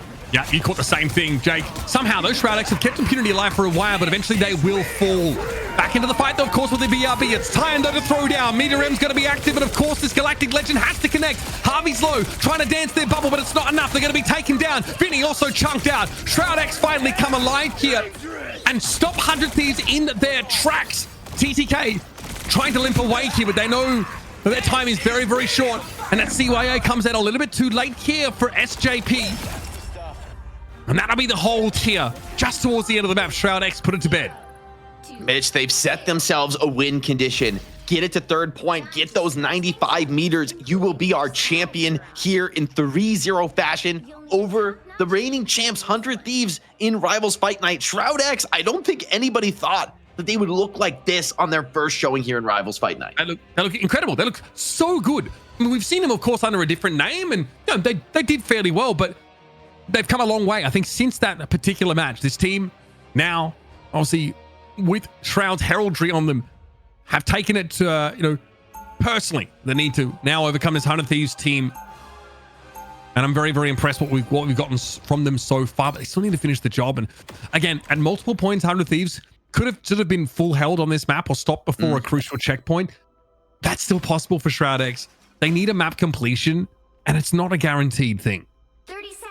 Super interested to see if we're going to see any kind of strategic change up for Shroud-X if they want to approach attack any differently. Wouldn't be shocked to see just running it back on the mirror match. That being said, Dongmin on the Strange, I mean, this is not really the map for much portal shenanigans. Maybe you could like portal your Star-Lord into the flank. I'm trying to think about how to make this work. There's something to be said for that. Maybe, you know, put somebody behind as a distraction. I would think that could be good for something like a Hela, but of course is banned this game. You could portal up where the 100 Thieves are standing right now, where TTK and Co are. Okay, Dongmin still on the Strange. So if not for the portal, then Surely for it's what? portaling, right? Okay, there's a Punisher in play here. So they actually are going to go with this They're going to use the strategy, Punisher portal to shoot through it. Yeah. How does this go, though? Impunity caught on the wrong side of a wall, though, and I don't know. I think Shroud-X might want to maybe mix it up or go back to what's worked for them so far, because this gambit hasn't paid off. Yeah, I think a little bit too tricky for their own good. 100 Thieves read the play, and they just charge forward on the offense. Hey, you're going to sit still and build a portal, or we're just going to run it down to your spawn door. Can't do it in your own spawn. You got to come out. They punish it. So really great catch from 100 Thieves, being aware of an unconventional strategy that Shroud-X were taking. Not enough room there for Shroud-X to set that up. Now, though, see, lightly occupying the high ground. Djal-ia not fully committing to it here as Shroud-X are about to round the corner. Over the top we go. Standard thing. Blaster barrage thrown in. Soften them up a little bit with that extra shielding. Impunity dies first yet again. Kraken impact being used by Terra. And it is definitely one of those fights. Catching on to the Rocket Raccoon there, even though it looked like he was out of range. A confident cleanup for 100 Thieves. Big team wipe, and, you know, only popping the Kraken impact. You're feeling pretty great about this defense. So 100 Thieves still got some fight in them. They look to make this reverse sweep happen. It all starts here on Yggdrasil Path, and to be honest, a full hold would be a great way to bring your team's spirits back up after how brutal Djal-ia was. Impunity needs to be kept alive here. They're just getting chunked down pretty heavily. Again, it's just like the Star-Lord play with the barrage. Look at Impunity's health. Dragged out of the fight. That's bad. Impunity's in trouble in the back line of 100 Thieves. That is dirty. What a nice pull there for 100 Thieves. Again, bionic arm, and you also have force physics to yank someone out of position. It's pretty scary to be isolated like that. And here, this Galactic Legend comes a little bit late in the day. Doomed has already gone down. Vision, though, doesn't get Benny. Nice little hook, though. Djal-ia, can they limp away? They do get out with full health, no less here. Shroud-X not able to capitalize on a golden opportunity, Jay. And Vinny also couldn't get res. He's on a long walk back from spawn, and Shroud-X knows it. They're charging forward, diving into these defenders, trying to deny any kind of map position for them. Pull in from Terra, but on to Dongmin. He's got the shields ready to tank that. 100 Thieves coming out of a death choke here. This is a difficult retake. And he's going to come in from over the top here, try and break the rest of his team out, but he might be a little bit isolated. Here's Dooms now in the back line. Galactic Legend burns through Harvey, but not able to finish them off. They get healing in the nick of time, and oh, buddy, Shroud-X are going to be ground to a halt here. Dooms finds the one, but I think he realizes there's nothing more to be done here. Has to dash away. Rocket Propulsion gets him out of dodge, but still Shroud-X return to the drawing board again. That's a beautiful retake. I don't know how they managed to get such quick picks coming out of the choke. Once again, though, 100 Thieves showing their prowess on this comp. Few ultimates in play, essentially a reset now, but whatever comes up first is likely to make a huge difference. Harvey, Djal-ia, very close there, 400 Thieves. They could blow this one wide open. Dongmin has looked so good over the course of this series. Trying to bound forward, create that safe zone. As usual, it's Doom that goes forward with the barrage for a bit of extra damage. Vinny getting chunked. Keep an eye on the health bars of these two groups. It really seems to be a barometer of how this fight's going to go. They've got the CYA. There's the damage boost now active for Shroud-X, and Djal-ia gets picked off pretty instantly. Vinny's in an uncomfortable spot. They're going to try and run him down. Djal-ia back in the fight. Can he be impactful quickly enough, though, as the Strangling Prison comes in and Vinny gets flattened? Everybody on 100 Thieves are pancakes as that Kraken impact cleans them up. And Shroud-X, once again, also towards the end of the round, finally get this first checkpoint. If they're going to do it here on map 3, it's going to be just as desperate as the offense from 100 Thieves. But so far, getting it through that first point is a big milestone, right? We see a lot of teams full held there. We see a lot of teams not able to open that cart door and get onto the second point. Vision wants to keep that aggression on. Beautiful wall, though, from Vinny. Does deny the pull-in. Okay. Big ultimate here from Doom trying to shut down that Kraken impact, but the damage just isn't there. He can't draw a beat on Djal-ia. And Meteor M going to be committed to the mix as well. 100 Thieves holding onto a few of those ultimates from prior. Now surely looking to punish the fact that Shroud-X have to make it through this choke. Doomed had Djal-ia dead to rights there. It was TTK, though. The Meteor M protected that Star-Lord on super low HP, allowed him to turn around that 1v1 duel. And now, Shroud-X on the retake. Let's see if Dongmin can make the same impact from this Meteor M. See if he can open up the fight. 100 Thieves pouring down the damage from this high ground, making walk up very difficult. He's keenly aware, I think, though, that 100 Thieves are playing from above them. It's an uncomfortable position to play into his attackers, but Djal-ia's low, and a bit of splash damage is able to pick them off. Okay, committing the Meteor M as well, just in case. That is stunning stuff. Harvey does not get away from this fight. Good looks here from Shroud-X, but they've got to do it again in this next fight behind the CYA and the Kraken Impact. Rocket's hiding on the payload. They didn't realize for a second there. Nice job from SJP getting every little second out. Now Shroud-X, though, in a great position. Probably just one last team fight here on second point. Shroud-X have a big advantage in terms of the ultimates. 100 Thieves, 80% to that invisible woman, invisible boundary. That would make a huge difference. But will they get the opportunity? Knock very early Cosmic Yarn Amplifier. I love to see this with the damage ultimate.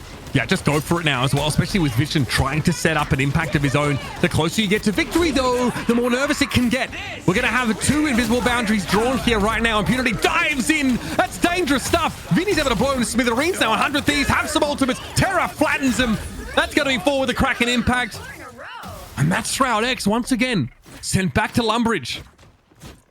Maybe a little bit over-aggressive from Impunity. The focus fire from 100 Thieves. The call came through and they bursted him even through that invisible boundary from Fidelity. Thought he was invulnerable. Thought he had impunity to take that battle. Unfortunately, he did not.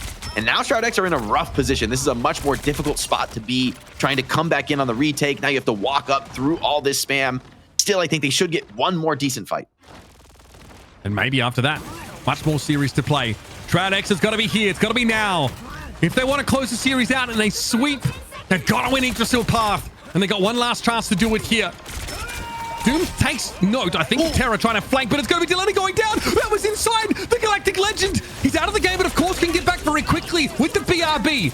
Shroud-X have to make use, though, of the fact that it's a brief window, but they've got a player advantage, and they've got a legend of their own. It's Doomed. He's looking to try and close this out, but Dongmin has fallen. Djal-ia able to work through that Magneto. 100 Thieves, though, still trying to hang on, and Shroud-X down to 4 players. Can they make use of the damage amp? Doomed knows he has to make a big play. Try and find a way towards the backline now. Here comes the Blaster Barrage. It's good damage. It's excellent damage. Duck's able to get rid of Vinny now. An invisible boundary goes up. It's Impunity falling. Terra looking to push in now with yet another Kraken Impact. Fidel's already fallen. That's 2 kills for Terra in this fight. And a desperate portal has to be used for Shroud-X. In they come once more. But Doom, it's a brief stint in the fight, and he's sent packing yet again. Terra trying to play safe here behind his Magneto, and this portal is not going to be enough. Shroud-X don't have the gumption. Here's a prison, though. Nice connection. Impunity able to find 2 kills. There might actually be an opening here. Desperately, TTK trying to use the bulwark to stay alive, and there's a damage amp for 100 Thieves in play. It's now expired. Vinny has a prison of his own, but can he get it off? Can he get into position? It's unclear. Shroud-X now back with all their numbers, and Impunity is looking very healthy. He turns Vinny into pulp paper. Here's what Groot has become on the other side as 100 Thieves now starting to run out of steam on this defense. A long fight. Desperately, Shroud-X have been able to fight their way through, and TTK might be returned quickly, but it's not going to be enough to defend this now. Shroud-X have managed to stay alive. The sweep is still on the table. Please go now and vote Uber for Caster of the Year. Good to see you still got the Rap God in you, Mitch. That was nasty and unbelievable from Shroud-X. I thought they were donezo. I thought they had no shot once Terra slammed the door on them like that. But here they go. One last chance, one last minute on the clock. Shroud-X looking to get in, and Doomed wants to take the aggression right to these defenders, not letting them rest for even a moment. Neither team, though, wants to make a mistake. This is the last fight, the crucial fight to decide the map and potentially the series. At least Team Shroud-X would hope. Impunity, hold in deep, needs to get help though. The rest of those vanguards trying to pour in, but Djal-ia, Terra open the fight with picks of their own. Dongmin gets back in the fight, but Shroud-X is still going to be down 1 player. Terra knows it. They're so advantaged. I think the combination of the Force Physics, Biotic Arm is just really scary. We saw, I mean, very quickly, Dongmin just got yanked out of formation. Luckily for Shroud-X though, Jake, they have another chance, but they used the CYA in that previous fight. Yeah, it is going to be valuable. They've got a couple key ultimates, though. It's going to be up to 100 Thieves to survive through this group combo. That's what's really scary right now. The threat of that insane burst fire. Djal-ia goes in, takes a risk on the Star-Lord. Shroud-X have been great at focus firing him before, so good to see he's still willing to take those risks to get aggressive. Okay, Dongmin going to go for a Meteor of his own. There's a Kraken Impact here for Vision. He's going to bide his time, though. CYA for 100 Thieves. Damage boost now active, but the wall is going to make it hard for them to get the shots, and the Thieves are happy to disengage. Desperately, Vision tries to go in and isolate Vinny, but they're going to get caught inside the strangling prison, and that's going to be it. So close for Shroud-X, but not quite enough as 100 Thieves prevent the sweep and stay alive in the series. Oh, so close they could taste it, but 100 Thieves snatch it back. Opportunity for them to make the salty run back in this series. It's a long road ahead. 2 back-to-back map picks for Team Shroud-X. Now we get to see where do they want to take us? What's their best style, their best map? Exciting to see this Shroud-X squad really take it to 100 Thieves, but they've got a little bit more to go. It's not done just yet. I mean, it's such a great point, Jake. The fact that they have gotten through the map pick of 100 Thieves and have a chance to craft a battlefield that suits them best. Just a light work, 40K here for Vision over the course of the game. 45K on Chara. Well, that might be the highest I've ever seen. I'm trying to, that's ridiculous, actually. That's crazy. Man, what a game this has been so far. It's great to see 100 Thieves show some life. Frustrating, of course, to have a DC in the first map, but then they just got ruined. I think of whole Djal-ia coming back now, though. They've given themselves a foothold pocket, but it's a long climb from here. I thought they were going to be stopped at the second point. They get the checkpoint, Jake, and then I'm like, oh no, this series can't be done. I'm not ready for this match to be over. 100 Thieves, Chara, the Strangle Prison, the Root and Boot, the combo comes through, and we are moving on for 100 Thieves fans. Uber, this could have been a 2-1 series to 100 Thieves. Vinny, he disconnects during that opening game.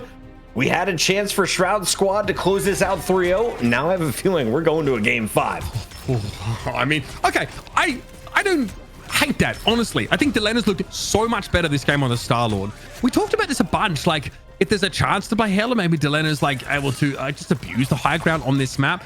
And you know, Jake also questioned it. Is Djal-ia as comfortable on the Star-Lord here?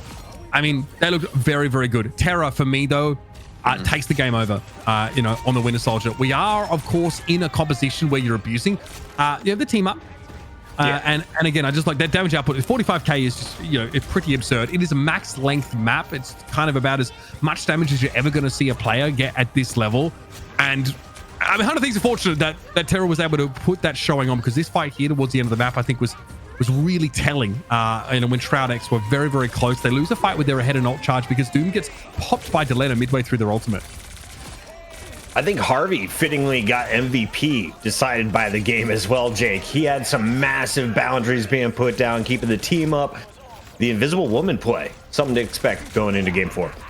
Yeah, I mean, the strategist at this level, you're just not seeing mistakes. You're seeing incredibly clean play, perfect timing on the ultimates, perfect playmaking.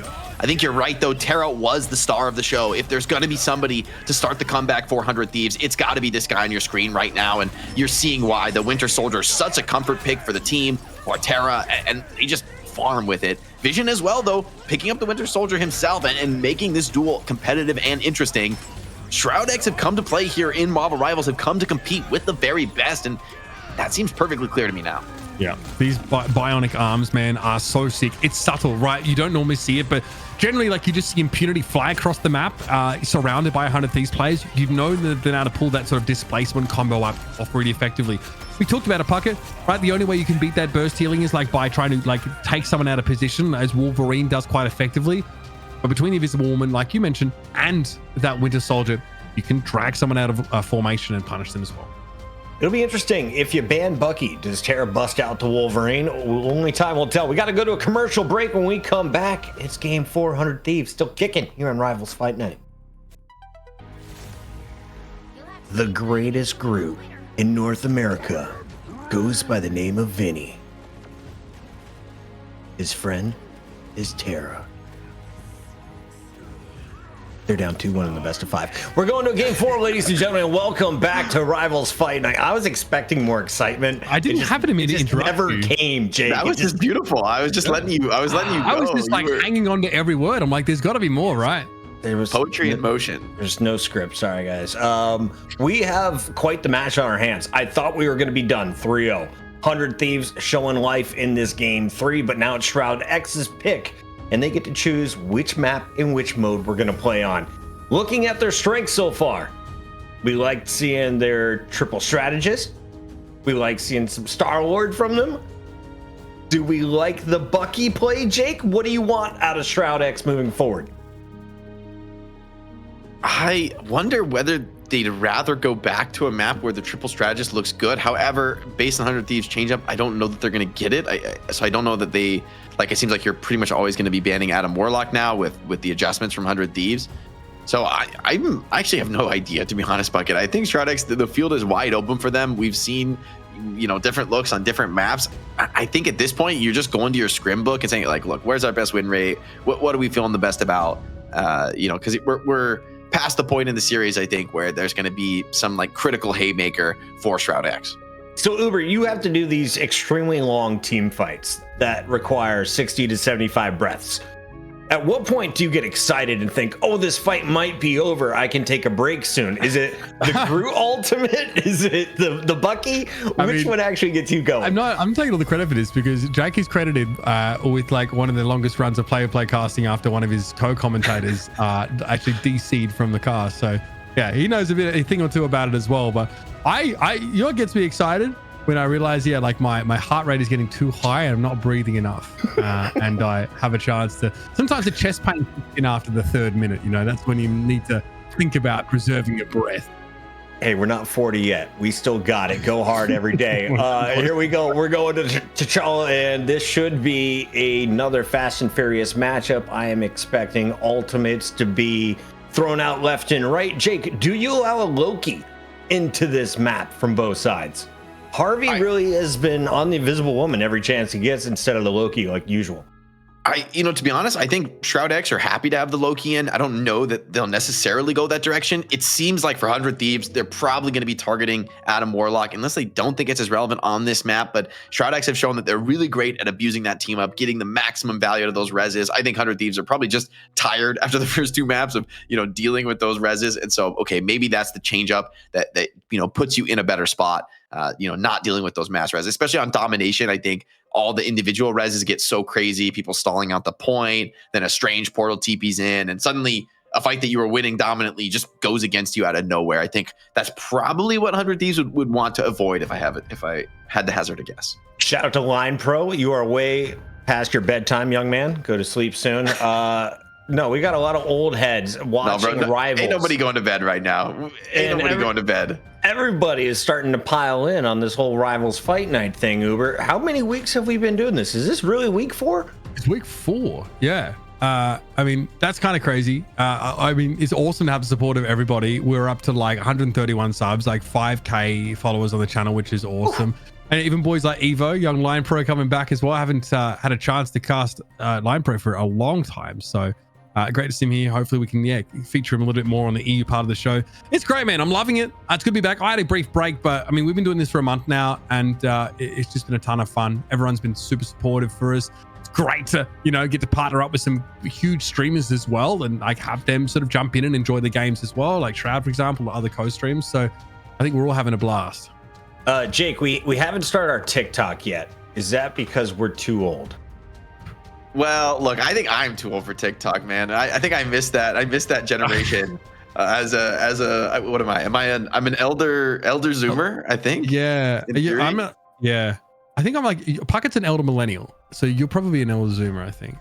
Yeah. I'm on the dividing line, but I'm not a TikToker, guys. I don't know what's going on the tickety talk and what are the hot trends. I couldn't do that. We need to hire like a 16-year-old to run a TikTok for us. I was gonna say shout out to the agency that hit us up on Instagram during the commercial break asking if we want TikTok representation. In the meantime, let's jump back into this game. We have our Resident Protects and Adam Warlock and Wolverine are gone, and then we're gonna save no more, and then 100 Thieves get weird. What do we got? Did Protect Hella ever here, Mitch? It's Buck. I could see it. I think there are like obviously some maps that I think they should protect Hella. I think that's a really because I don't think Shroud-X are gonna ban the Bucky even if you don't protect it. I don't know that you need to protect it. I don't think it changes anything. Okay, the Rocket Protect though ensures the team. Yeah. Do you waste a Winter Soldier ban? Can you afford it if you're Shroud-X? Do they want to? You don't have to play the Rocket Raccoon, right? If you don't ban Hella here, it's a Hella man. It's got to be Hella man. I was like Chara or Delano. Who do you want to deal with? It's not gonna be fun. I actually think they should have protected the Hella though. I would like to see Djal-ia get out on the Hella on the server, and they're not first banning it. Like they have to pry out the Wolverine first. That's clearly Shroud-X has like no flexibility on the first Wolverine map. They're just like never ever gonna play against Wolverine in all the Marvel Rivals they play. But that puts you in a spot where that allows people to get a cheeky protect through. And given that the Hela has been the consistent second ban for Shroud-X, you know, something to think about. But there's no more backup options. You just got to win this map with the bans you've got for 100 Thieves. Yeah. Here we go. Game 4. Players are ready. Shroud-X on match point. Can they seal it on their map pick? It's time to find out. They got to lock in Bucket. I think that's the story here for Shroud-X as they get so close to winning there on Yggdrasil Path, but it's going to be burning Chara when they try and end the series now. This is a first of 3, folks. So 100 Thieves win here will take us to a map 5, and we will be playing a decider for that $100,000 Intel. Make that happen. $1,000, of course, in the line. Billion, zillion pesos, dollars a year. Thanks, Shroud, for sponsoring the prize pool. Big fan. Let's see, though. Shroud-X would love to close it out here, right? Would love to secure this series, be one of the first teams to upset 100 Thieves here in Marvel Rivals Fight Night. Djal-ia rolling out on the Star-Lord. Let's see if he can bring it this map. Basically, the team's running it back from what we saw on Yggdrasil Path. Both teams still with confidence. Yeah, really similar looks here. Luna Snow just not a factor. She's been targeted by 100 Thieves throughout the course of this series. We talked about that. 100 Thieves like to look at other teams' strengths and deny them, or weaknesses and lean into them a little bit. Can they make it happen here? Shroud-X gonna try and take control of the point pretty early on, and Vinny's already been picked off here, so not a great sign. Quite often, the Groots are getting served up on a platter early, especially if they get dragged out of position, and we know Winter Soldier, it's more than this, the damage output that he provides, Jake, but again, that displacement and setup potential for a big pick that you want. Yeah, it's such a difference maker. Shroud-X moving up here to take this signature forward hold. We see this time and time again on this map of Burn and T'Challa. Vision, though, forced back, and that might just be enough to get the Thieves out onto this high ground, to get them positioned to take the engagement as they'd like. Hook comes in, but Dongmin, the rest of the squad right behind him, not allowing him to go down. Yeah, maybe not who you're looking for with that bionic arm, but Dongmin still took a ton of damage. It will need to be topped up here. It's going to take some time. Okay, CYA from the high ground, plus unlimited ammo for Terra. It's good, but Terra's a little bit of outside of his sort of optimal range here. Remember, Rosterstone is not a hit scan weapon. It is actually projectile based, so a little bit harder to hit those shots at longer range. You want to be about that close, as we saw there. As the bulwark gets applied to Doomed, and we have Shroud-X building up some big ultimates now. It's going to be the invisible barrier thrown up by Harvey. 100 Thieves are no closer to capping this point than they were earlier. Shroud-X have been holding on well. Now Doomed is going to rip that legendary. Terra, though, finds a strike first. 2 eliminations. Only 1 can be rezzed. And Terra looking for more, getting those executions down. Looks like it will be enough. Another reset from this Winter Soldier. He's cleaning house. Vision, though, fighting back, trying to double down, recommit. Couldn't get any resets for himself. And Doomed now just has to stall the point. Truly living up to his name in this team fight. Yeah, not much you can do here. There is a bit of help, though, from the Rocket Raccoon. So, you know, Nuck was able to keep him standing. That's good for another 10 or so. Oh, we're doing this? No way. No, they have to back out. They lost the flip. It's not worth it. If they had been able to keep the flip, I think they probably would have just, you know, YOLO staggered in, basically. Impunity getting poked hard, though. The portal goes both ways. Okay, 81%, though, is pretty good. That's Shroud-X. If they're able to get a quick flip, then they're in very, very good shape. The map's, of course, morphing a little bit now. There'll be a little high ground position up there in the middle to play from, and that might be desirable for any duelist, I think, really, in this kind of setup. So far, Djal-ia trying to be part of the door here as we do see Shroud-X look to take control of that high ground. They drop down here. This means Djal-ia can try and sneak in the backside, but they're playing carefully up on that ledge. It's tough to attack this point. You know, the defenders do get pretty good high ground advantage now. Djal-ia going to be locked in a deadly duel with Doomed. He's going to have to slip away. Impunity dropped, but we'll be back into the fight. Both teams looking for an opening. 100 Thieves forced to play in the open on point, so Shroud-X maybe with a bit of an edge in the poke battle. Neither team finding anything just yet, though. Now Cosmic Yarn and Fire is committed. More pressure on these Vanguards. Impunity dropping so low, so much focus fire in on him. And Terra once again with that ultimate, but Vision shuts it down. Okay, now invisible boundary in play here. I don't think that if you're, you know, TTK, you're comfortable going with a Meteor right now. Here's a Galactic Legend, though. Meteor M comes out. Djal-ia has to respect it, but it's pretty tough to direct hit a Star-Lord with something like this. And so Shroud-X disengaged. This is 100 Thieves now looking to catch up on the capture progress. They're at 78% and change. Shroud-X, though, do have the Strangling Prison to make use of. They've got to land this pretty soon, though, and it's good. Catches out Vinny. Looks like the whole front line got caught, and TTK tries to react by going with a Meteor. He's able to stave off the damage by sucking in and then find a kill, but Vision gets returned to the fight here with this BRB. Shroud-X are definitely favored, but 100 Thieves have taken the lead. Yeah, and that Meteor M had to be deployed just to deal with that Bucky. So now Vision back into the fight off the res, is going to try and re-engage. Pulled in by Chara, though. Critically, we've seen this duel go both ways throughout this round. Vinny, SJP with big ultimates. 100 Thieves looking to close this one out without even committing these ultimates, saving them for an advantage next round. They're in a great spot here. That would be absurd. If 100 Thieves don't ever use these ultimates, that is a massive blowout here for Shroud-X. They were in such a good position. 81% was their first total. And that was it for them. They could never overcome the attacker's disadvantage on this map. What a convincing take here. 100 Thieves, beautifully done on Warrior Falls. Chara just putting on a masterclass right now. Looking super, super impressive. Winning a lot of those trades on the Winter Soldier. A key difference maker. As we go to the spacecraft, very different map though. Kind of like a 180 turnaround in terms of the positions, the choke points. Some of these parts of the map are incredibly choked, incredibly close range. However, the point itself is like wildly open. So it's really a back and forth map. I think a lot hinges on these little opening trades. Whoever gets that early advantage, especially if you come into that small room, is going to pretty much have an easy time pathing the point more quickly. So 100 Thieves did end up using the Strangling Prison, the Meteor as well, to try and end that round. There's still a bit to work with here. They're coming up on some strategist ultimates. They've got to see where in play. You can see his damage count back from that previous round. Pretty close affair between these two. All you need to do is capture the mission area. Punity on the rollout. Harvey having that Invisible Woman ult is a bit of an advantage, but Fidel not far behind. Very close competition here as we enter the fight on the spacecraft. Both teams rolling out to the high ground. It's going to be an extended poke trade. Neither team wants to make a mistake at this critical juncture. We know how important that first fight is, but it wasn't enough for Shroud-X to win the previous round. So there's some buffer, there's some room to make mistakes here. Want to take a risk? Instantly the walls come up here, and Punity's definitely concerned about the damage boost from the CIA as SJP has thrown it down. Okay, well, a long-range Meteor M there. Nothing to be found from that one there for Dongmin. As we have Djal-ia starting to wrap around. Tough to deal with Doom there. Fair enough. Galactic Legend claims its first, and Vinny will be returned to the fray. But a little awkward here for 100 Thieves. The Doom is still causing problems. Chara goes down. Doom finds their third for the fight. And that'll be enough for that. Another first fight won by Shroud-X. Can they convert it into a round win? Great patience on the ultimate economy in that fight from Shroud-X. They allowed some of the ultimates to come out from 100 Thieves. They kited back, slowed the fight down, just used their abilities to stay alive. And then when they double down with their ultimates, ultimately they're able to get way deeper into the trade, having the last laugh with that legendary.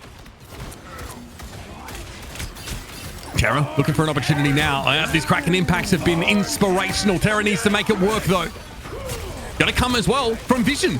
Both sides with those Winter Soldier ultimates. Neither actually able to turn those into resets or kills, but Vision does fall.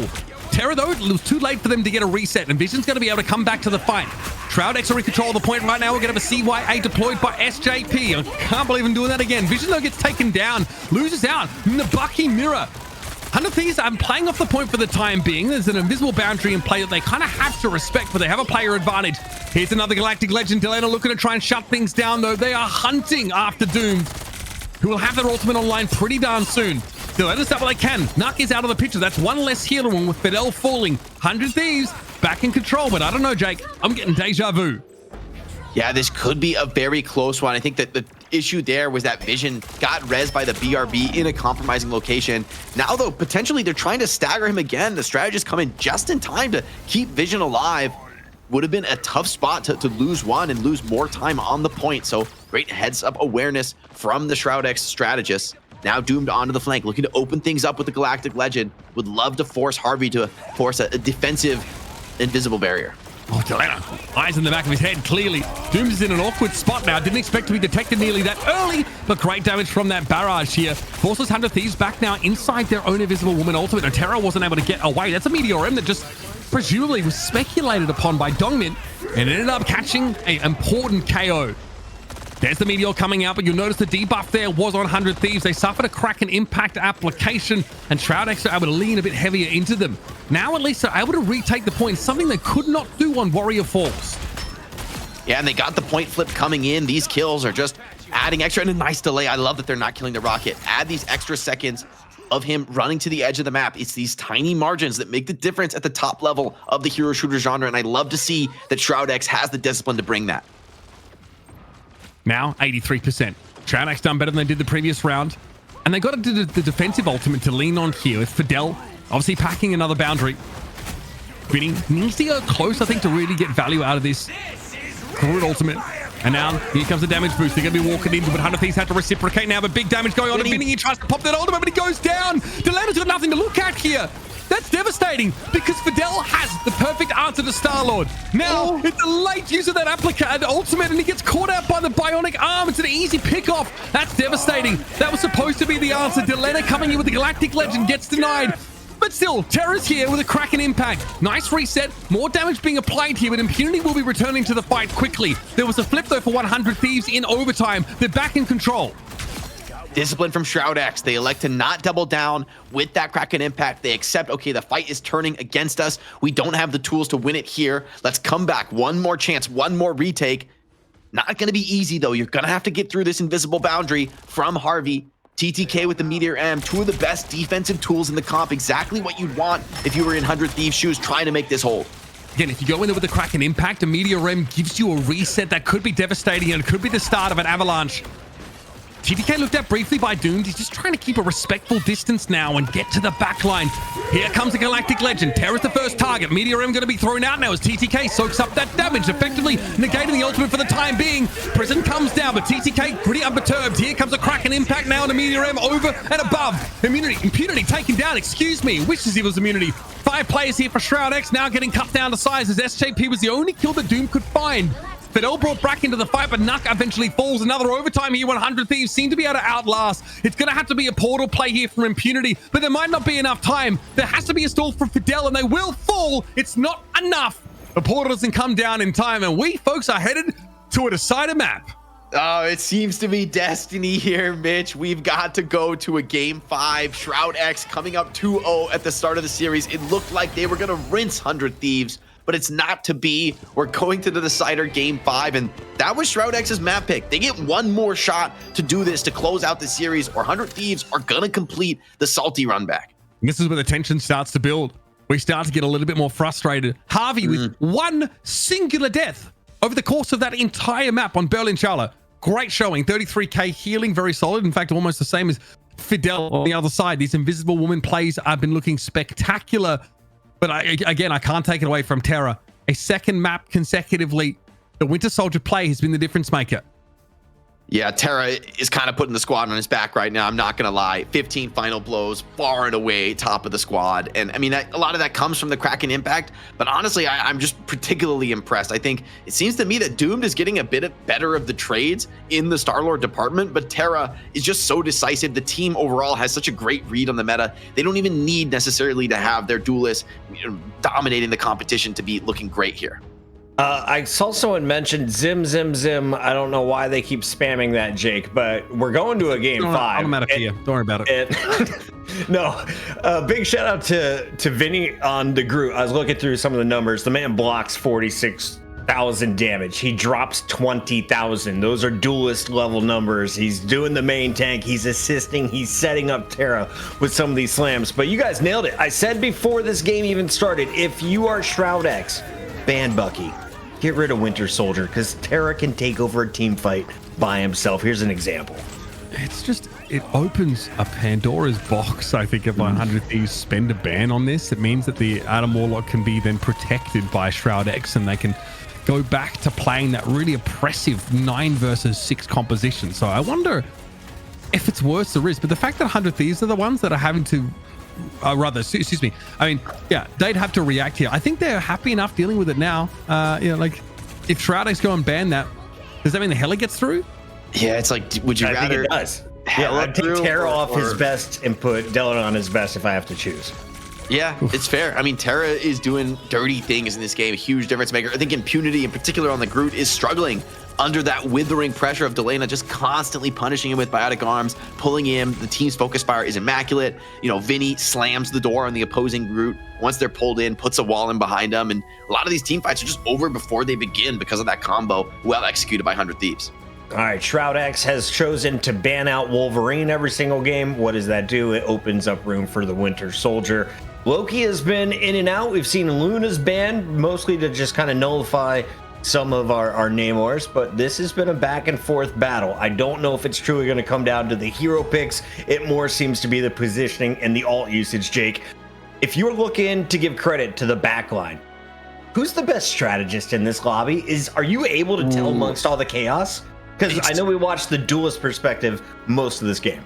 I mean, I think you have to give a lot of credit to Harvey, like that map in particular. Having one death is pretty impressive, like so consistently staying alive on the strategist. I think that's one of the key factors. Throughout the series, though, I think Nuck has also really impressed me on the strategist. Like, I mean, honestly, both these teams across the board, you don't get to this level if you're a strategist who makes a ton of mistakes, who slips up all the time. You know, these are some of the best duelists in the world. So any kind of issue in your game, any kind of crack is going to be exploited, punished, and you're going to look like a fool on the server. So the fact that both teams, I think, have been so stable, they're consistently answering those ultimates back and forth. We get these super long team fights, means that the teams are relatively evenly matched. They both have what it takes to compete on this level. All right, at the start of the show, we only had about 200 viewers for the very first match. We are well over that number times a few thousand. So I want to remind everybody, we are on YouTube. Go to Rivals Fight Night over on YouTube. We have all of our broadcasts up there as soon as we're done. And of course, if you're watching live, Twitch is the fun place to be. If you're Chatty Cathy, if you're on YouTube, you want to put it up on your big screen, we respect it. With all that mumbo jumbo out of the way, hit the follow, hit the subscribe, and let's get into bans. Jake, I bet you it's a... What do we think? Probably Adam Warlock, right? Could it be the Adam? I think both teams. Whoa. No bans needed. That's right. Man up, 100 Thieves. They say we'll square up. Whatever you want to play. They messed up for sure, man. No. That's a smart decision in a game 5, Jake. It's the most crazy mind game I've ever seen. If that's intentional, it's like they're like baiting them to play the triple strategist res comp, and they're planning to beat it anyway. There's no way that. Yep. Why have you done this in a decider game? Doesn't make any sense. Listen, like, I just can't. This is too they're crazy. confident, Mitch. Okay, well, so in fairness, Shroud-X probably want to play that defensive Namor comp that we saw look really good. You know, and we really hard protected. I like to protect the Hella. I really like this from 100 Thieves. This is what I kind of wanted them to do last map. They got the win regardless. But the no first ban, it's actually crazy. It's actually next level mind games. All right, the Namor Luna, you got to do it. I get it. All right, Shroud-X, it would be, I was going to say, it would be amazing flex if you just didn't. But yeah, okay. I mean, I think it makes sense. I got what I wanted, guys. I'll let you take over here, Mitch. Yeah, I do think, like, you know, like we talked about, this is, you know, the Winter Soldier has to be looked at. I thought it would like open up a whole lot, and it does. It opens up the. I just didn't expect it to be a last ban, honestly. You've got to ban the Wolverine. That's just, you know, a given. I think, especially on Shin Shibuya, you can do some pretty dirty things with that one here. Okay, can 100 Thieves close out this map? Now, Djal-ia gets to play. I mean, this is such a big investment in Djal-ia. They have to step up now and pilot this Hella, but we've seen Vision look really good on that. And remember the previous series, Jake, when Vision switched to the Hella, that's when things started to turn around for Shroud-X. Yeah, I think Vision is a type of player who's going to have the confidence to go toe-to-toe. Whether he can get the win, we're going to have to watch and see. But this is not just any Hella. This is with the Loki team-up available. So these Hellas are going to be fully amped up. They're going to be resin their Lokis. This game is going to get wild. Very fitting here for a Game 5 of Rivals Fight Night. Yeah, absurd stuff here. Again, there's the option, of course, to go for a TP behind, but we finally actually get to see a thing in this series. It's the first time we've seen them. I actually don't hate what they can do in the front line. They really punish a lot of tank looks here, and I think that embattled leap for mobility gives you a lot to work with, and we know just how powerful Clobber in Time is. Vinny, let's see what he's got on the Venom. We know he's one of the best Groots in the world.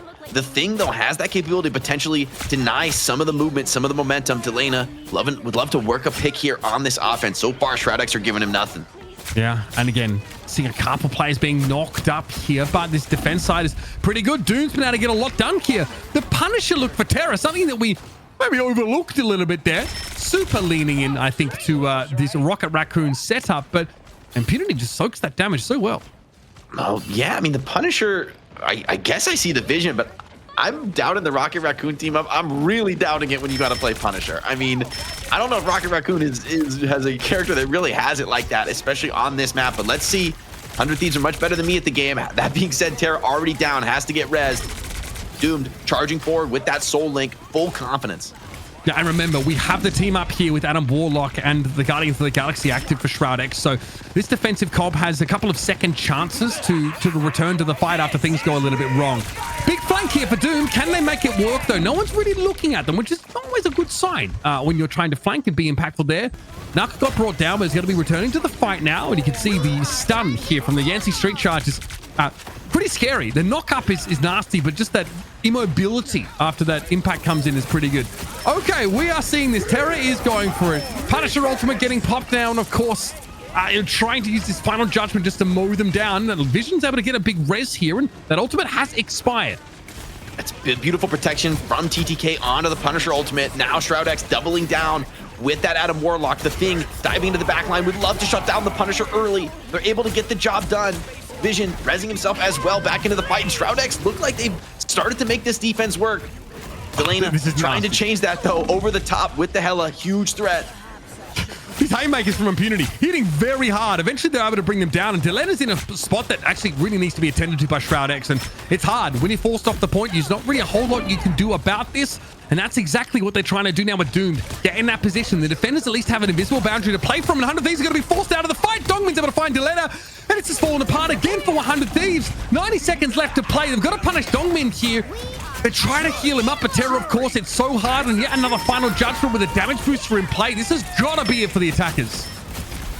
Surely it's enough. Surely can put the damage down, but Doomed getting a ton of support coming in. Dongmin as well. Going to be back on the Strange, trying to TP back into the fight.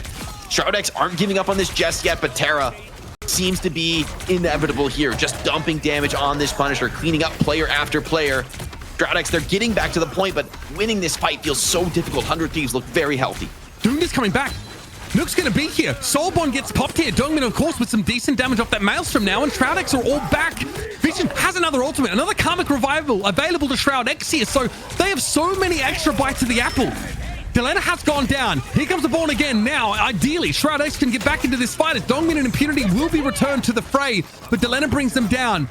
Does Doomed have enough to work with little health, and now Terra's going to spam inside this invisible boundary, but again, there's not enough to work with. Doomed comes forward now. Impunity wants to get into the front line, and again, Shroud-X have held the Thieves off. 30 seconds left, Jake. And Dongmin built up the ultimate. Harvey, this is a critical moment. He's got to push away this. Dongmin looks to get into the fight before the rest of the squad is ready. They're not able to push it back. They do pop the invisible boundary, though. Keeps them in the fight despite the stuns. Shroud-X doubling down, though, with their own ultimates. Djal-ia looking for a back cap here. Aya Agamotto came in from Dongmin, caught onto two, but there wasn't enough follow-up now. Djal-ia has to go into ultimate here. What is there to see? Plenty, in fact. Vision desperately trying to get off the point now. Who is going to hold on for Shroud-X? Dongmin is the only tank player alive. Impunity's got a long walk back here, and it looks like 100 Thieves, they spent everything to stay alive in this map. Oh, man, Shroud-X just make it so difficult for them. They're such masters of this comp. They're so great at consistently bringing that player, one player after another, always contesting the point, never allowing the attackers to get it over the line, even when they think it's a foregone conclusion. Now Shroud-X back to the Magneto. Impunity, interestingly, going to be in the Magneto, so they're going to be playing this double shield setup. And this is the first time we've seen it in the series. It's come a little bit out of favor, but these are powerful tools for dealing with the long-range damage the 100 Thieves is bringing to bear. Yeah, I mean, again, against the Punisher Hela combo, 100 Thieves are going to be spending most of their time shooting at these shields. Vinny into the back line. Here he comes, Feast of the Abyss. Just to get maybe rid of Fidel. Fell through the bridge. That's nuts. The bridge broke, I think, at just the right time. Vinny couldn't find that connection. Vision does go down, though. Fidel soon after. They did get a stay of execution earlier on, but it's only fair, I think, as Djal-ia can comfortably reposition here and continue to pressure down, but they have to be careful of this AoE damage that Impunity can send their way. That's Djal-ia's playground, man. He's so comfortable on this off-angle flank. Really a master of working picks from that position. The ultimate came in from Nuck, but it wasn't enough, and now rezzing into the waiting arms of Chara, who's just chopping them to pieces here on the Star-Lord. Fidel's ultimate is going to be enough, though, to buy some time, some space for Shroud-X to work with as they look to refuse to give up this second point. And they can heal up now as well, so no issue being at half health from that Karmic Revival. It's an Agamotto at the ready here, but tough to find use from it. Doom, of course, gets the Cocoon back into the fight. Not the end of the world here, but 100 Thieves have been pretty uncontested over these last couple of engagements. Shroud-X, yeah, they can keep the fight going, right, with a lot of these revival abilities, but their ducks are not in a row. They're not grouped up. They're not in formation. Elena working the flank. Pick here would be disastrous for Shroud-X. Strategist comes to take the duel, hits the sleep, but do they have the follow-up for the kill? Djal-ia should be able to get out here despite being slept briefly. Guess they just slip away, and they've got the Goddess of Death available. As the fight takes out into the open, it's an opportunity for Djal-ia to really punish here, trying to break through those shields. Impunity and Dongmin holding it together now with a Meteor M and plenty of healing for Impunity.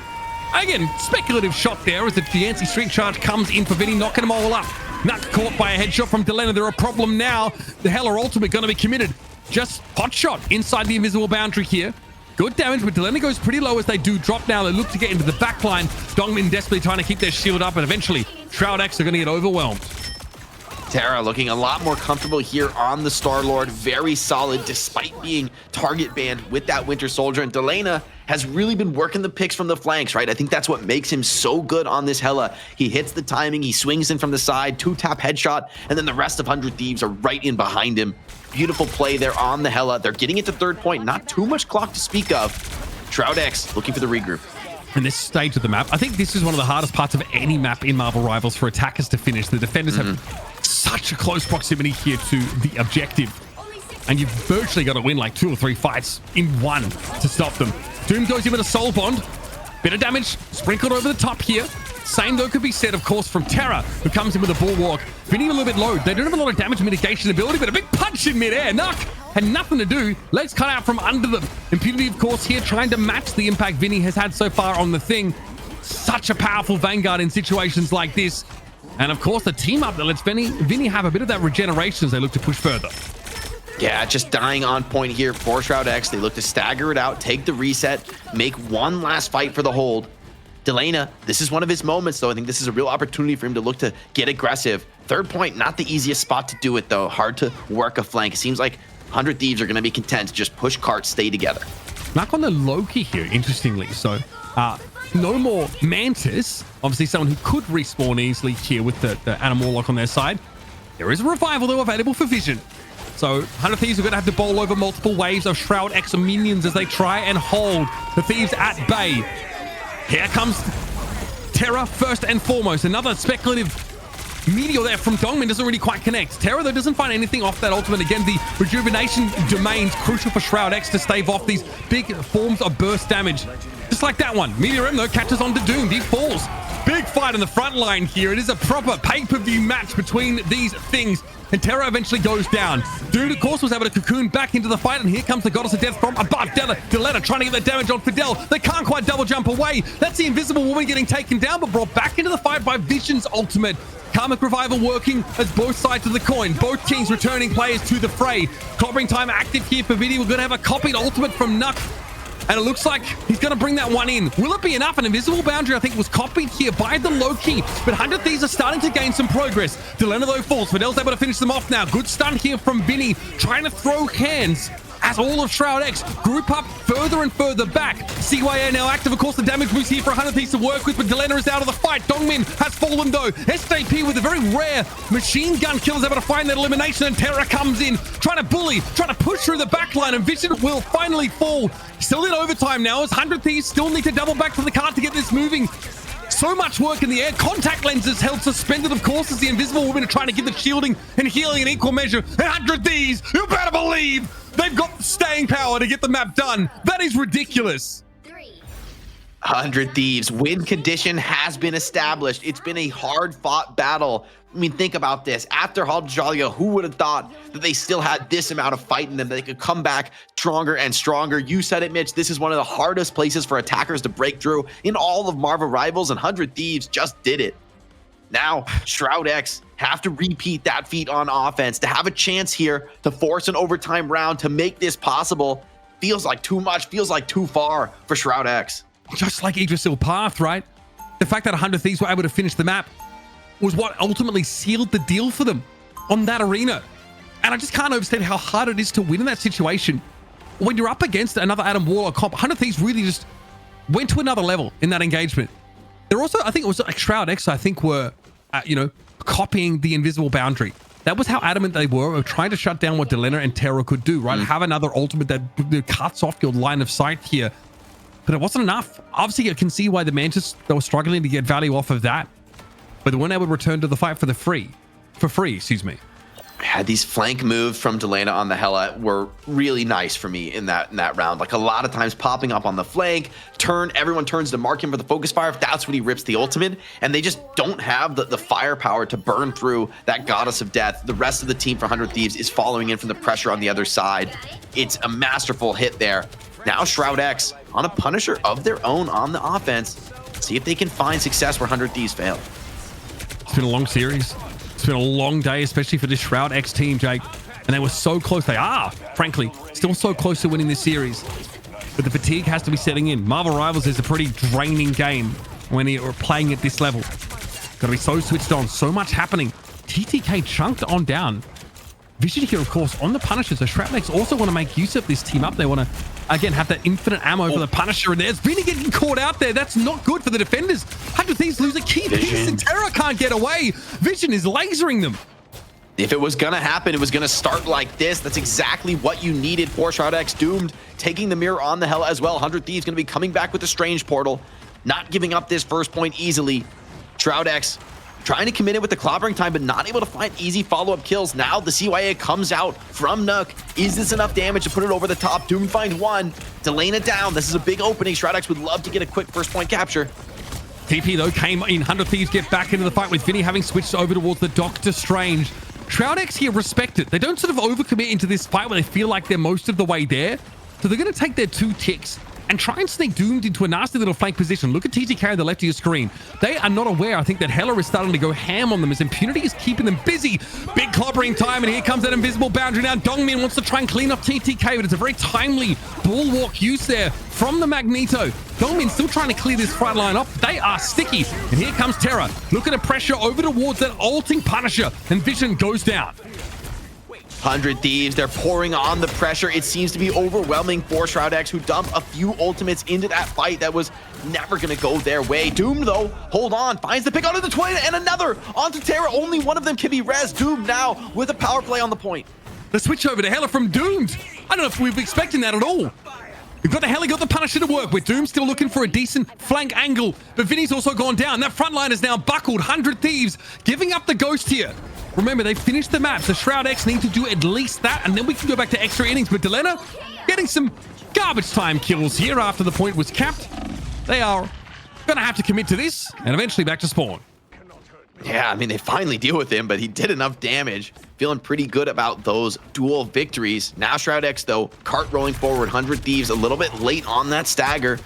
See if they're able to get a crucial fight on this corner. Are they able to walk up for it? Players now respawning back to the fight. Vision doesn't want to make it easy for them. Shroud-X with plenty to work with. Clobbering time for the front line. Goddess of Death there for both Hellas. And see that BRB just gets set up by SJP. Clobbering time comes in here a little bit premature. Perhaps I think Impunity was really hoping to start something up. Shroud-X, though, aren't quite all in position. Again, they are dealing with this double shield comp, so have to work away at these. It takes patience and time, and Iron Agamotto going to be denied. Beautiful force physics from Fidel, knocking Vinny away from his effective radius, and now Shroud-X have a chance to respond. Doom, though, was forced into a very defensive posture. Vision, though, ripping the ultimate on the Punisher, charging forward in the front line. Djal-ia wins the trade, now looking to get more done on the flank. Shut down, though, by Dongmin onto Terra. Rez comes back into Doom, so Shroud-X still back in this at full strength. 100 Thieves dumping everything, but will it be enough? The Meteor just catches onto the edge of the building, but Vinny's able to go ham here. Beautifully done. Djal-ia going to be dropped very, very low, and yep, Doom is going to be able to pick them off. Dongmin, they're going to be traded out. This is not enough for Shroud-X to be going on with, and they realize it now. Forced to back away. Shroud-X Again, they're playing a composition that doesn't give them the opportunity to crash multiple waves in. They're not playing an Adam Warlock here on this attack side. The defenders, though, aren't either. We just opted out of that entirely. And SJP randomly picked. That's a massive connection. Someone who can't get rezzed. He's been the hero so many times. Now on the high ground with another superstar in Dongmin. Dr. Strange has to come market, but that means on the point elsewhere. Shroud-X are strong. Djal-ia comes up to the high ground. Bird Force from Doomed, who seems to win the trade for the moment. Djal-ia in an awkward spot. Shut down. Okay, elsewhere though, Terra's found good success. Definitely putting some damage down, and Doomed has to respect it, has to walk away. The Punisher really adding a bit of a different aspect here to the gameplay between these two teams. And Shroud-X now down to 2 minutes. And honestly, they've not really penetrated far into this stage. Yeah, they've been struggling. When Djal-ia falls, it's Chara picking up the slack and vice versa. These 100 Thieves players, so comfortable, so confident in the poking style. Doomed wants to change that. Wants to inject some little element of doubt with these critical opening picks he keeps finding. God, there's so much here for 100 Thieves, Jake. So much. I have Agamotto, Meteor M there, Invisible Boundary, Final Judgment, CYA. I mean, God, everything but Djal-ia's ultimate. That is huge. Shroud-X had to be so careful about this. This next fight is going to be very messy. A lot of those key legendaries to be used, and Djal-ia's got to pull the plug there. Gets caught by Dongmin. Doom sets it up. The cojones on this guy. Ay, Dios mío, it is nasty.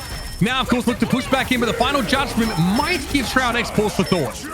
Oh, they're so good at that. TTK blocks the Meteor M, protects Chara, allows him to deal that damage from range. The BRB, though, keeps players in the fight. Shroud-X still an opportunity to double down. 50 seconds on the clock. Vision not able to find the same success with his Punisher ultimate. Doom down to 1 HP as well, but barely wins the fight against Djal-ia. That's critical on the flank. Vinny's going to go for this. I have Agamotto comes in. No connection whatsoever. Oh, no. 100 Thieves commit for the big Doctor Strange ultimate, but they don't catch on to anyone. Doom, though, does go down. TTK makes up for that with a nice Meteor M connection. Terra's chilling. Time for a turret, baby. Now going to start to vomit damage into the oncoming Shroud-X roster. Terra knocked out a turret here, but, I mean, TTK's done such a great job of holding that front line, and Djal-ia looking to wrap around. Doom's had the better of them lately, Jake. Can Djal-ia come alive? Pops the flank, doesn't full commit though with the Goddess of Death. Elects to live and fight another day. It's last fight for Shroud-X. Their last chance to stay alive and potentially upset 100 Thieves. Right now, 100 Thieves charging for the victory. Here's the CYA. 100 Thieves have a final active as well. Doom fighting his time, trying to stop the Hela there in midair. Djal-ia does get knocked back down. Terra holding onto that ultimate here. CYA are going to expire. It's time for the Final Judgment from Vision. Looking to try and open this up. Shroud-X have to make it happen here. In overtime, they push up. Doom's taken down, but return to the fight. Vision got to be down here by this Final Judgment, but over the top, their Meteor M comes on in. Dongmin's able to find 2. That's massive for the attackers. Terra, though, back into the fray. Will it be enough? Vinny holding off as long as they possibly can, but Djal-ia has a great position here defensively to rain these knives down. Eventually, surely, Vinny's going to have to fall, but they get a massive shield, and Fidel could be in trouble. Forced to fight Djal-ia now, who takes Crow form and tries to avoid the fight, but Impunity drops Terra, brings him down in the front line. It's just Vision. The last hope for Shroud-X finally falls, and you better call them 1,000 Thieves, because they've done it yet again here at RFN. 100 Thieves. Once again, your champions. It was not easy today, Mitch, but they persevered. They found the way through, going down 2-0 in the series. They still had the fight in them. They still had the confidence to find the way through. 100 Thieves are your champions, and rarely has it felt so earned. Oh my goodness. Everything felt like worked against them for 100 Thieves. Losing Vinny in that first map, end up dropping the map entirely. Lost legitimately, mind you, in that last round. And being on the very edge of being knocked off their perch. What a ridiculous game. And Terra has 55k damage. That is not okay. What is that? I mean, look at TTK at 35. That is not okay. Why am I talking about Djal-ia most of this round? That was the most disgusting Punisher game I've ever seen. Terra God. That's all you can say. Terra is God. 51-8 on the Punisher. Jesus. 48 assists from SJP on the Raccoon, though. Let's not get it twisted. The punny can't do what he was doing without my little Z-packs. Ridiculous. 100 Thieves. We knew you were good. We knew you could win from the winner's bracket, but you came from 0-2 and you bring it back to a game 5. They never lost focus, and I think that was most impressive because this was a grueler of a game. Mitch, you got to be exhausted. Are you sweating over there? Yeah, dude. I mean, honestly, that's rivals for you, man. Me and Jake, like, we like, when do you stop? Like, there's a fight happening, and we've got to sort of stay in the seat and white knuckle grip that stuff, man. I mean, these two teams gave us a heck of a game. You know what I mean? A ton of fun to sort of cover this one, and the fact that it ended up being reverse sweepers really just adds to it. Unlucky for Shroudy, but I think it made for great content on the old co-stream. You know, and great to see everybody sort of getting behind his team. He almost got up to 20k, I think, over the course of this game, which is crazy. So yeah, we were well over 30k across multiple different co-streams. Shout out to everyone supporting Rivals Fight Night. If you didn't know, we are open to everyone co-streaming. Spread the word, hop on in, enjoy the free content. Jake, we've seen some stars kind of come out of the woodwork already. I mean, a lot of these teams, we look back, Shroud-X was once known as Intergalactic in week number 2. Now they're taking 100 Thieves to a game 5, one that was on knife's edge. You know, I think as much as this is going to feel like a disappointment from where we sit now for Shroud-X, with them being up 2-0, with 100 Thieves completing the reverse sweep, I don't think that this squad should be disappointed. I think they should be really heartened by the possibility, the potential that they showed in this match. Very few teams, I would say nobody in recent memory, has pushed 100 Thieves this hard, this close to the limit, made these fights so incredibly contentious. A couple of small details go different, and this is Shroud-X winning the series. And so for me, just really exciting to see that more intense level of competition coming to North America, real challengers up against 100 Thieves. That being said, the Kings stay the Kings. They stay the champs. And, you know, honestly, despite showing maybe a little bit of weakness and opportunity for Shroud-X this week, I think 100 Thieves, I will never count them out until they actually are done. Special shout out to Chara. He got double hero ban. They took away his Wolverine. They take away his Winter Soldier. He shows you what he can do on the Star-Lord. Ridiculous numbers of the Star-Lord combined with the Punisher, of course. And on the other side, I gotta say, it was a blast watching Doomed versus Djal-ia on the Hellas. She gets banned almost 90% of the games, I feel like, that we're casting. I hope we see her a little bit more next weekend. I mean, I gotta say, like, you can see, like, so much of our conversation was about the Hella and like banning her or not. That was beautiful stuff. I mean, we had some great moments. You know, Fidel played a great series, but, you know, the Rocket Raccoon and Punisher team up, pretty egregious in terms of what it can do, especially up against a double shield comp, right? Because there's no opportunity cost for shooting shields at that point. Like, you're not reloading, you just sit back, you just hold M1 for the boys, and you're able to bowl over this. Look, also, it gets even more egregious when you can damage boost the Punisher, like in moments like that with the Final Judgment and CYA combo. But man, like, I got to credit the adaptation for 100 Thieves as well. You know, that Chara obviously can do more than just play 2 of those heroes. Moving over to the Punisher, they still, and it's funny, that's how much they value, I think, just the team up. I think if Winter Soldier's not banned, they still go there, but and Punisher in a pinch can definitely get the job done. It's gross. I was really impressed by the Magnetos on both sides. I mean, Dongmin was a real star for Shroud-X. Talk about somebody coming out of the woodwork, looking incredibly impressive with some big dunks. But I got to hand it to TTK. The man is immaculate when it comes to the team play. It felt like Doomed could never get an opportunity with the Galactic Legend. There's always a Meteor M shutting him down. TTK is always ready for that counter.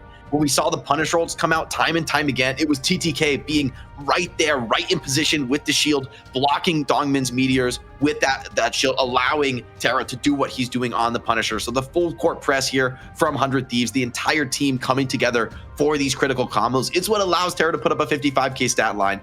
That, and, you know, he's a freak at the game, but you know, you need both to be able to deliver in these high stake matches. As a former controller using professional gamer, Jake, I really appreciate that you called out TTK, the controller using professional gamer. 100 Thieves, they've got one still using the sticks, and he gets it done on the Magneto. Mitch, though, I know you pay attention to the Discord better than I do. It's time for our MVP. Who earns the honors here on Rivals Fight Night Week 4? You don't have to look at Discord for this one. It's Come easy. on, guys. Yeah, MVP's Chara. Over the course of this series, 55k. It's that just doesn't make any sense. Like, it's just absurd what he was able to do on that map. But here, I mean, again, a lot of the time, up until that point, right, when we're not playing double shield, we're playing these domination games. It's that Kraken impact, and also remember I mean, Winter Soldier is a key component of that disruption combo between Invisible Woman and Bucky himself, where you can basically yoink someone across the map, you know, get those abilities together, pull people out of like position. It was a real problem for Impunity, I think, as the series went on, is that, you know, Groot doesn't have any ways to prevent that, really. He doesn't have his own shield. We can't just stop a bionic arm coming in. So it's the easiest target. You basically kidnap the Groot, and then you turn them into kindling. And if it's not the Groot, if you give him a strategist, he's pulling them in. And of course, if you set him up, Vinny, so many alley-oops as Chara just slams it home. I don't think you're going to see a whole lot of Winter Soldier from him in the future. I think teams are going to catch on that he can just simply win the team fight as soon as he gets his ultimate. How do we just give up and like stop trying to ban him because you can't ban this guy out, apparently? I don't know, man. I mean, it's all a haze to me. Like, you put him on the Star-Lord, you put him on the Punisher, and he delivers just as well. And honestly, like, it feels like a player like that, you're almost wasting your time trying to ban them out. It's not going to work. This is crazy. And look at the seamless switching to a shotgun as well, which is something that, you know, Venom really hates to deal with. Like a Punisher that's able to just like switch shoddy on him, he doesn't really have the ability to sort of withstand that. It's a big problem for teams that like try and use that, like, you know, off tank, that loose end Venom dive on maps like Shin Shibuya. But yeah, here we get to see those highlights again. I don't know. Incredible showing for me. The stat line is explainable, I think, because they are using the Rocket Raccoon power up. But for me, it's just a consistency across the series with Winter Soldier that seals it for me. Great play. Yeah, MVP not a bad map from Chara. Performance across the board. Chara, a great streamer as well. He was streaming his entire MRI run. If you guys didn't know it, go check him out on twitch.tv/Chara. And of course, I think we're going to try and host him if he's streaming again tonight. One of the best DPS, one of the best duelists out there. If you're trying to suck less, watch how he positions himself. You're never going to have his aim, but the man is always setting himself up for success. Speaking of, so is Nate Shaw once again by scooping up the best team in North America. Uber, do you think it's time that we get Virtus Pro versus 100 Thieves? An intercontinental battle. I mean, it's hard to do you know what I mean? But I am super down for it. We should call it an Atlantic Showdown. And we should do it at a LAN at like a Gamescom or something like that, I think. And that should be like the kickoff to like the real serious Marvel Rivals esports scene. You know, like one of the first LAN to like answer the question if it's NA. Save it for greatness. I see where you're going here, Hoover. Yep. Genius, man. Jake, final thoughts on amazing week number 4. It's been great to have you both back on the mic. Just exciting to see the Marvel Rivals scene in North America really develop. More teams, more new stars coming into the picture. Shroud-X, really impressive performances from them to make this so close against 100 Thieves. And for 100 Thieves, congratulations, man. A reverse sweep like this doesn't come along every day. They should be celebrating. They should be proud of themselves for overcoming that adversity. They haven't been tested like this many times, but they passed with flying colors. Big shout out to all of our co-streamers. Thank you to everyone in the chat. Before you leave, hit that follow button. Check out our YouTube channel. We are youtube.com/Rivals Fight Night. We will catch you every Thursday, 4 p.m. Eastern. It's like 1 o'clock on the West Coast. Yeah. Anyway, check out this. I need another holiday now. Bye.